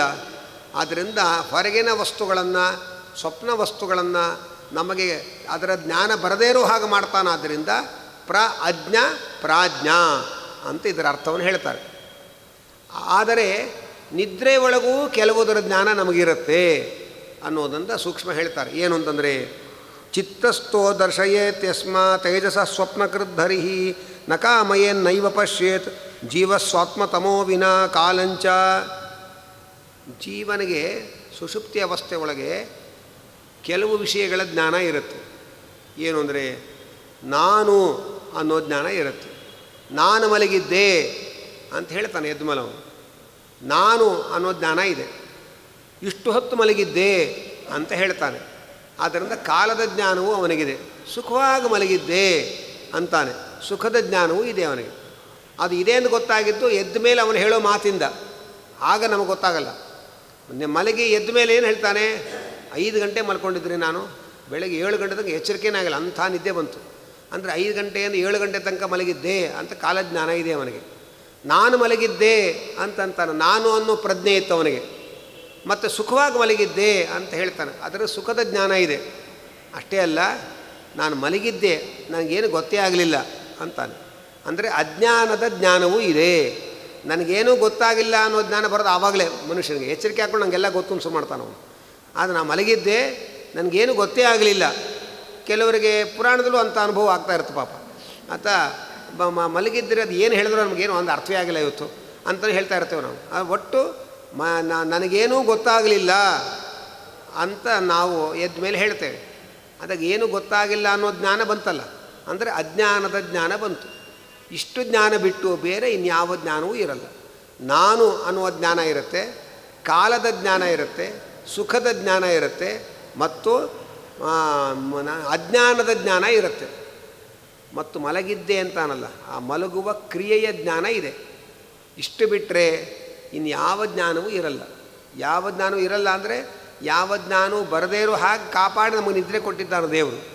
ನಾವು ಮಲಗಿದ್ದಾಗ ಹೊರಗಡೆ ವಸ್ತುಗಳ ಜ್ಞಾನ ಎಲ್ಲ ಬರ್ತಾ ಇದ್ದರೆ ನಮಗೆ ನಿದ್ದೆ ಮಾಡೋಕ್ಕೆ ಹೇಗೆ ಸಾಧ್ಯ? ಆದ್ದರಿಂದ ಹೊರಗಿನ ಇಂದ್ರಿಯಗಳನ್ನೆಲ್ಲ ಸ್ತಬ್ಧಗೊಳಿಸಿದ್ದಾನೆ. ಎಚ್ಚರಿಕೆ ಒಳಗೆ ಎಲ್ಲ ಇಂದ್ರಿಯಗಳು ಚಟುವಟಿಕೆಯಿಂದ ಇರುತ್ತೆ. ಹೊರಗಿನ ವಸ್ತುಗಳನ್ನೆಲ್ಲ ನಮಗೆ ತಿಳಿಸ್ಕೊಡ್ತಾ ಇರುತ್ತೆ. ಮಲಗಿದಾಗ ಹೊರಗಿನ ಕನಸು ಕಾಣುವಾಗ ಹೊರಗಿನ ಎಲ್ಲ ಇಂದ್ರಿಯಗಳು ಆಫ್ ಆಗಿರುತ್ತೆ. ಆದರೆ ಮನಸ್ಸು ಒಂದು ಎಚ್ಚರಿಕೆಯಿಂದ ಇರುತ್ತೆ. ಯಾಕೆ ಮನಸ್ಸಲ್ಲೇ ನಾವು ಕನಸು ಕಾಣೋದು. ಆದ್ದರಿಂದ ಮನಸ್ಸು ಅನ್ನೋದು ಒಂದು ಎಚ್ಚರಿಕೆ ಇರುತ್ತೆ. ಆವಾಗ ಮನಸ್ಸಿನ ದೇವತೆ ತನ್ನ ಕೆಲಸ ಮಾಡ್ತಾ ಇರ್ತಾರೆ. ಆದರೆ ಗಾಢ ನಿದ್ರಾವಸ್ಥೆಗೆ ಹೋದಾಗ ಮನಸ್ಸು ಕೆಲಸ ಮಾಡಲ್ಲ. ಮನಸ್ಸು ಏನೇನೋ ಯೋಚನೆ ಮಾಡ್ತಾ ಇದ್ರೆ ನಿದ್ರೆ ಬರೋಕ್ಕೆ ಹೇಗೆ ಸಾಧ್ಯ? ಆತ ಮನಸ್ಸು ಸ್ತಬ್ಧ ಆಗಿರುತ್ತೆ. ಆವಾಗ ಭಗವಂತ, ಪ್ರಾಜ್ಞ ಅನ್ನುವ ಭಗವಂತ ಜೀವನನ್ನು ಆಲಿಂಗನ ಮಾಡಿಕೊಳ್ತಾನೆ. ಜೀವನಿಗೆ ಅವನೊಳಗಿರೋ ಸುಖದ ಜ್ಞಾನ ಅವನಿಗೆ ಬರುತ್ತೆ. ಆಗ ನಾನು ಸುಖವಾಗಿ ಮಲಗಿದ್ದೆ ಅಂತ ಹೇಳ್ತಾರೆ. ಆದ್ದರಿಂದ ಎಚ್ಚರಿಕೆ ಆದರೆ ವಿಶ್ವಾಯ ನಮಃ, ಅವನ ಎಚ್ಚರಿಕೆ ಕೊಟ್ಟ ಅಂತ ಸ್ಮರಣೆ ಮಾಡ್ಕೊಳ್ಬೇಕು. ಕನಸು ಬಿದ್ದರೆ ಇದನ್ನು ತೋರಿಸಿದವನು ತೈಜಸ, ಅವನು ಈಗ ಕನಸನ್ನು ಕಾಣಿಸಿದವನು ತೈಜಸಾಯ ನಮಃ ಅನ್ನಬೇಕು. ನಿದ್ರೆ ಬಂದರೆ ಪ್ರಾಜ್ಞಾಯ ನಮಃ, ಅವನು ನಿದ್ರೆ ಕೊಟ್ಟಿದ್ದು ನಮಗೆ ಇಷ್ಟು ಹೊತ್ತು. ಹಾಗೆ ಅಂತ ಆ ಕೃತಜ್ಞತೆಯನ್ನು ಅಲ್ಲಲ್ಲೇ ಆ ಕೃತಜ್ಞತೆಯನ್ನು ನಾವು ಸಮರ್ಪಣೆ ಮಾಡಬೇಕು ಭಗವಂತನಿಗೆ. ನಿದ್ರೆ ಬರಲಿಲ್ಲ, ಬರದೇ ಹೋದರೂ ಕೂಡ ಪ್ರಾಜ್ಞಾಯ ನಮಃ ಅಂತ ಸ್ಮರಣೆ ಮಾಡ್ಕೊಳ್ತಾ ಇರಬೇಕು. ನಿದ್ರೆ ಬರಲಿಲ್ಲ ಅಂತ ಮಾತ್ರೆ ತೊಗೊಂಡ್ರೆ ಮತ್ತೆ ಎಚ್ಚರಿಕೆ ಆಗಲ್ಲ ನಮಗೆ. ಉಳಿದವರೆಲ್ಲ ಮುಂದಿನ ಕೆಲಸ ನಡೆಸ್ತಾ ಇರ್ತಾರೆ. ಆದ್ದರಿಂದ ಬರೇ ಮಾತ್ರೆ ತಗೊಂಡು ಜೀವನದ ಸುಖವನ್ನು ಆರೋಗ್ಯವನ್ನು ಹಾಳು ಮಾಡ್ಕೊಳ್ಳೋ ಬದಲು ಕಣ್ಣು ಮುಚ್ಚಿ ಪ್ರಾಜ್ಞಾಯ ನಮಃ ಪ್ರಾಜ್ಞಾಯ ನಮಃ ಪ್ರಾಜ್ಞಾಯ ನಮಃ ಅಂತ ಹೇಳ್ತಾ ಇದ್ದರೆ ನಿದ್ರೆ ಕೊಡೋನವನು. ನಿದ್ರೆ ಬಂತೋ ಇಷ್ಟಾರ್ಥ ನೆರವೇರ್ತು, ಬರಲಿಲ್ಲ ದೇವರ ಸ್ಮರಣೆ ಆಯಿತು, ಹಾಳಾಗಲಿಲ್ಲ ಜೀವನ. ಅಲ್ಲಿ ಇನ್ನೊಂದು ಸೂಕ್ಷ್ಮ ಹೇಳ್ತಾರೆ ಉಪನಿಷತ್ತಿನಲ್ಲಿ, ಎಚ್ಚರಿಕೆಯಲ್ಲಿ ಬಲಗಣ್ಣಿನಲ್ಲಿರ್ತಾನೆ ಜೀವ ಅಂತ ನಾವು ಕೇಳಿದ್ದೇವೆ, ಕನಸಿನಲ್ಲಿ ಕಂಠದಲ್ಲಿ ಇರ್ತಾನೆ ಅಂತ ಕೇಳಿದ್ದೇವೆ. ಆ ಕೆಲವೊಮ್ಮೆ ಎಚ್ಚರಿಕೆಯಿಂದ ನೇರವಾಗಿ ನಿದ್ರೆಗೆ ಹೋಗ್ತೇವೆ, ಕೆಲವೊಮ್ಮೆ ಕನಸು ಕಂಡು ಆಮೇಲೆ ನಿದ್ರೆಗೆ ಜಾರ್ತೇವೆ. ಆಗ ನೇರವಾಗಿ ನಿದ್ರೆಗೆ ಹೋದಾಗ ಇಲ್ಲಿರೋ ಜೀವ ಇಲ್ಲಿಗೆ ಹೋಗಬೇಕು. ಕನಸು ಕಂಡು ಆಮೇಲೆ ನಿದ್ರೆ ಬಂದರೆ ಇಲ್ಲಿಂದ ಜೀವ ಇಲ್ಲಿಗೆ ಹೋಗಬೇಕು. ಅದು ಯಾರು ಕರ್ಕೊಂಡು ಹೋಗೋದು? ನಾವೇ ಹೋಗೋದಾಗಿದ್ದರೆ ಕನಸು ಯಾಕೆ ಕಾಣ್ತಾ ಇದ್ವಿ, ಹಾಗೆ ಹೊಡೋಗೋದಿತ್ತು ಬೇಕಾದ್ರೆ. ನಾವು ನಮ್ಗೆ ಹೋಗೋಕ್ಕೆ ಸ್ವಾತಂತ್ರ್ಯ ಇಲ್ಲ, ಮತ್ತೆ ಯಾರು ಕಳಿಸ್ತಾರೆ? ಅದಕ್ಕೆ ಪ್ರಾಣದೇವರು ಉದಾನ ಅನ್ನೋ ರೂಪದಿಂದ ಈ ಜೀವನನ್ನು ಕರ್ಕೊಂಡು ಹೋಗಿ ಅಲ್ಲಿ ಮಲಗಿಸ್ತಾರೆ ಅಂತ ಉಪನಿಷತ್ತು ಹೇಳ್ತಾ ಇದೆ. ಅದಕ್ಕೆ ಅವನಿಗೆ ಉದಾನ ಅಂತ ಹೆಸರು. ಉತ್ ಅಂದರೆ ಈ ಹೊರಗಿನ ದೇಹಾಭಿಮಾನವನ್ನು ಸೆಳೆದು ಆ ಆನಂದಮಯನಾದ ಪ್ರಾಜ್ಞನ ಬಳಿಗೆ ಒಯ್ಯುವವನು. ಆದ್ದರಿಂದ ಅವನಿಗೆ ಉದಾನ ಅಂತ ಹೆಸರು. ನಮಗೆ ಎಚ್ಚರಿಕೆ ಇದ್ದಾಗ ನಾನು ನನ್ನದು ಅನ್ನುವ ದೇಹಾಭಿಮಾನ ಇರುತ್ತೆ, ಮಲಗಿದಾಗ ದೇಹದ ಮೇಲೆ ಅಭಿಮಾನ ಇರಲ್ಲ, ಯಾವುದರ ಮೇಲೂ ಅಭಿಮಾನ ಇರಲ್ಲ, ಆದ್ದರಿಂದ ಸುಖವಾಗಿರುತ್ತೇವೆ. ಎದ್ದ ಮೇಲೂ ಹೀಗೆ ಅಭಿಮಾನ ಬಿಟ್ಟಿದ್ರೆ ಸುಖವಾಗಿರ್ತೇವೆ, ಬಿಡೋಕ್ಕಾಗದೆ ಒದ್ದಾಡ್ತೇವೆ ಅಷ್ಟೇ. ಮಲಗಿದಾಗ ಸುಖವಾಗಿರ್ತೇವೆ, ಯಾಕೆಂದರೆ ನಾನು ಅನ್ನೋದು ಬಿಟ್ಟು ಇನ್ನೇನು ಜ್ಞಾನ ಇರಲ್ಲ. ಆಗ ಎದ್ದ ಮೇಲೆ ನನಗೋಸ್ಕರ, ನನ್ನಿಂದ, ನನಗೆ ಎಲ್ಲ ವಿಭಕ್ತಿಗಳು ಎಚ್ಚರಿಕೆ ಆಗುತ್ತೆ. ಆ ಎಲ್ಲ ವಿಭಕ್ತಿಗಳ ಜ್ಞಾನ ಬಂದ್ಕೊಳ್ಳೆ ದುಃಖ ಶುರುವಾಗುತ್ತೆ. ಆದ್ದರಿಂದ ಕನಸಿನಲ್ಲಾಗೋ ಮಲಗಿದಾಗ ಅದೆಲ್ಲ ಇರಲ್ಲ, ನನಗೆ ಬೇಕು ನಂದು ಅನ್ನೋದೆಲ್ಲ ಇರಲ್ಲ. ಆದ್ದರಿಂದ ಮನುಷ್ಯ ಸುಖವಾಗಿರ್ತಾನವನು. ಈಗ ಆ ದೇಹದ ಮೇಲೆ ಅಭಿಮಾನವನ್ನು ಬಿಡಿಸಿ ನಮ್ಮನ್ನು ಸ್ವಪ್ನಾವಸ್ಥೆಗಲ್ಲ, ನಿದ್ರಾವಸ್ಥೆಗೆ ಕರ್ಕೊಂಡು ಹೋಗ್ತಾನೆ ಪ್ರಾಣದೇವರು. ಅದಕ್ಕೆ ಉದಾನ ಅಂತ ಹೆಸರು. ಹಳೆಯ ಕಾಲದಲ್ಲಿ ನಾನು ಅನೇಕ ಬಾರಿ ಹಿಂದೆಯೂ ಹೇಳಿದ್ದೇನೆ, ಹಳೆಯ ಕಾಲದಲ್ಲಿ ಮನೆ ಒಳಗೆ ತುಂಬ ಮಕ್ಕಳಿರುವಂಥ ಕಾಲ ಅದು. ಮನೆಯೂ ದೊಡ್ಡದಾಗಿತ್ತು. ಈಗಿನ ಹಾಗೆ ಒಂದೇ ಮನೆ ಒಳಗೆ ಎಡಗಡೆ ಬಚ್ಚಲ ಮನೆ, ಬಲಗಡೆ ಅಡುಗೆ ಮನೆ, ಮುಂದ್ಗಡೆ ರೂಮು ಹಾಗೆಲ್ಲ ಇರಲಿಲ್ಲ. ಆ ಮಕ್ಕಳು ಆಟ ಟಿ ವಿ ಇರಲಿಲ್ಲ. ಅದರಿಂದ 7:30 8 ಆದರೆ ಆ ಮಕ್ಕಳೆಲ್ಲ ಮಲಗಿಬಿಡೋರು ಪಾಪ. ಆ ಮಕ್ಕಳನ್ನೆಲ್ಲ ಎತ್ಕೊಂಬಂದು ಒಂದು ಜಮಖಾನೆ ಹಾಸಿ ಎಲ್ಲ ಮಕ್ಕಳು ಲೈನಾಗಿ ಮಲಗಿಸಿ ಎಲ್ಲರಿಗೂ ಸೇರಿ ಒಂದು ಹೊತ್ತಿಗೆ ಹೊತ್ತಿಸಿ ಅಮ್ಮ ಹೋಗಿ ಮಲ್ಕೊಳ್ತಾಯಿದ್ವಿ. ಆದ್ದರಿಂದ ಹುಟ್ಟಿದಾಗಲಿಂದ ಹಂಚಿಕೊಂಡು ಬದುಕೋದು ಒಂದು ಸಂಸ್ಕಾರ ಬರ್ತಾಯಿತ್ತು ನಮಗೆ. ಒಂದೇ ಹೊತ್ತಿಗೆ ಹೊದ್ದುಕೊಂಡು ಎಲ್ಲರೂ ಮಲ್ಕೊಳ್ತಾ ಇದ್ವಿ, ಒಂದೇ ಜಮಖಾನೆ ಎಲ್ಲರೂ ಮಲ್ಕೊಳ್ತಾ ಇದ್ವಿ, ಏನು ಕೊಟ್ಟರು ಎಲ್ಲರೂ ಹಂಚ್ಕೊಂಡು ತಿಂತಾಯಿದ್ವಿ. ಈಗ ಎಲ್ಲ ಒಬ್ಬೊಬ್ಬರೇ, ಈಗ ಎಲ್ಲವರನ್ನು ಅವರಿಗೆ ಸುರಿತೇವೆ. ಅವರೆಲ್ಲ ನನಗೆ ಬೇಕು ಅಂತಲೇ ಸಂಸ್ಕಾರ ಹುಟ್ಟುತ್ತೆ ಹೊರತು 4 ಜನಕ್ಕೆ ಕೊಟ್ಟು ತಿನ್ನಬೇಕು, 4 ಜನಕ್ಕೆ ಕೊಟ್ಟು ಹಂಚ್ಕೊಂಡು ಬದುಕಬೇಕು ಅನ್ನೋ ಸಂಸ್ಕಾರ ಮಕ್ಕಳಿಗೆ ಬರೋಕ್ಕೆ ಅವಕಾಶ ಇಲ್ಲ ಇವತ್ತಿನ ಸಂಸಾರದಲ್ಲಿ. ಹಾಗೆ ಎಲ್ಲೆಲ್ಲೋ ಇದ್ದ ಮಕ್ಕಳನ್ನೆಲ್ಲ ಕರ್ಕೊಂಬಂದು ಒಂದು ಕಡೆ ಮಲಗಿಸಿ ಹೊತ್ತಿಗೆ ಹೊದಿಸ್ತಾಳಲ್ಲ ಅಮ್ಮ. ಆ ಮಲಗಿದ ಮೇಲೆ ಅಮ್ಮ ಈ ಕೆಲಸ ಮಾಡ್ತಾಳೆ. ಪ್ರಾಣದೇವರು ಮಲಗೋಕ್ಕೆ ಮುಂಚೆ ಈ ಕೆಲಸ ಮಾಡಿ ಮಲಗಿಸ್ತಾರೆ. ಅದು ವಿಶೇಷ ಅಂದರೆ. ಅದರಿಂದ ಅಂದರೆ ಉತ್ಕರ್ಷಣೆ, ಅಂದರೆ ದೇಹಾಭಿಮಾನವನ್ನು ಬಿಡಿಸಿ ಸೆಳೆದು ಅಂದರೆ ಆನಂದಮಯನಾದ ಪ್ರಾಜ್ಞನಾಮಕ ಪರಮಾತ್ಮನ ಬಳಿಯಲ್ಲಿ ಅಂದರೆ ಜೀವರನ್ನು ಕೊಂಡೊಯ್ಯುವವನು ಅಂತ ಅರ್ಥ. ಆದ್ದರಿಂದ ನಿದ್ರೆ ಬರದೇ ಇದ್ದಾಗ ಕಣ್ಣು ಮುಚ್ಚಿಕೊಂಡು ಉದಾನಾಯ ನಮಃ ಪ್ರಾಜ್ಞಾಯ ನಮಃ ಉದಾನಾಯ ನಮಃ ಪ್ರಾಜ್ಞಾಯ ನಮಃ ಅಂತ ಹರಿವಾಯುಗಳನ್ನು ಸ್ಮರಣೆ ಮಾಡ್ತಾ ಇದ್ದರೆ ಆ ಪ್ರಾಣದೇವರು ನಮ್ಮನ್ನು ಅಲ್ಲಿ ಕರ್ಕೊಂಡು ಹೋಗಿ ಬಿಟ್ಟು ಮಲಗಿಸ್ತಾರೆ. ಯಾಕೆಂದರೆ ನಮಗೆ ನಿದ್ರೆ ಬರೋದೇ ದೇವರನ್ನ ನೆನೆಸ್ಕೊಂಡಾಗ, ಪುರಾಣಕ್ಕೆ ಬಂದಾಗ. ಅಂಥ ಸುಖವಾದ ನಿದ್ರೆ ಮನೆಯೊಳಗೆ ಖಂಡಿತ ನಮಗೆ ಬರಲ್ಲ. ಆದ್ದರಿಂದ ನಾವು ಸುಮ್ಮನೆ ಟಿ ವಿ ನೋಡಿ ನಿದ್ರೆ ಹಾಳು ಮಾಡ್ಕೊಳ್ಳೋ, ಮೊಬೈಲ್ ನೋಡಿ ನಿದ್ರೆ ಹಾಳು ಮಾಡ್ಕೊಳ್ಳೋ ಬದಲು ಹರಿವಾಯುಗಳನ್ನ ಸ್ಮರಣೆ ಮಾಡಿಕೊಂಡ್ರೆ ಬೇಗ ನಿದ್ರೆ ಬರುತ್ತೆ.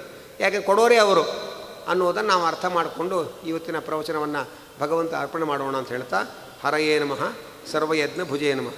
ಕಾಯೇನ ವಾಚ ಮನಸೇಂದ್ರಿಯೈರ್ವ ಬುದ್ಧ್ಯಾತ್ಮನಾವಾನುಸುತ ಸ್ವಭಾವ ಕರೋಮಿ ಯದ್ಯತ್ ಸಕಲಂ ಪರಸ್ಮೈ ನಾರಾಯಣಾಯೇತಿ ಸಮರ್ಪಯಾಮಿ. ಯಸ್ಸರ್ವಗುಣಸಂಪೂರ್ಣಃ ಸರ್ವದೋಷವಿವರ್ಜಿತಃ ಪ್ರೀಯತಾಂ ಪ್ರೀತಯೇವಾಲಂ ವಿಷ್ಣುರ್ಮೇ ಪರಮಸುಹೃತ್ ಪ್ರೀಣಯಾಮೋ ವಾಸುದೇವಂ ದೇವತಾಮಂಡಲ ಅಖಂಡಮಂಡಲಂ ಪ್ರೀಣಯಾಮೋ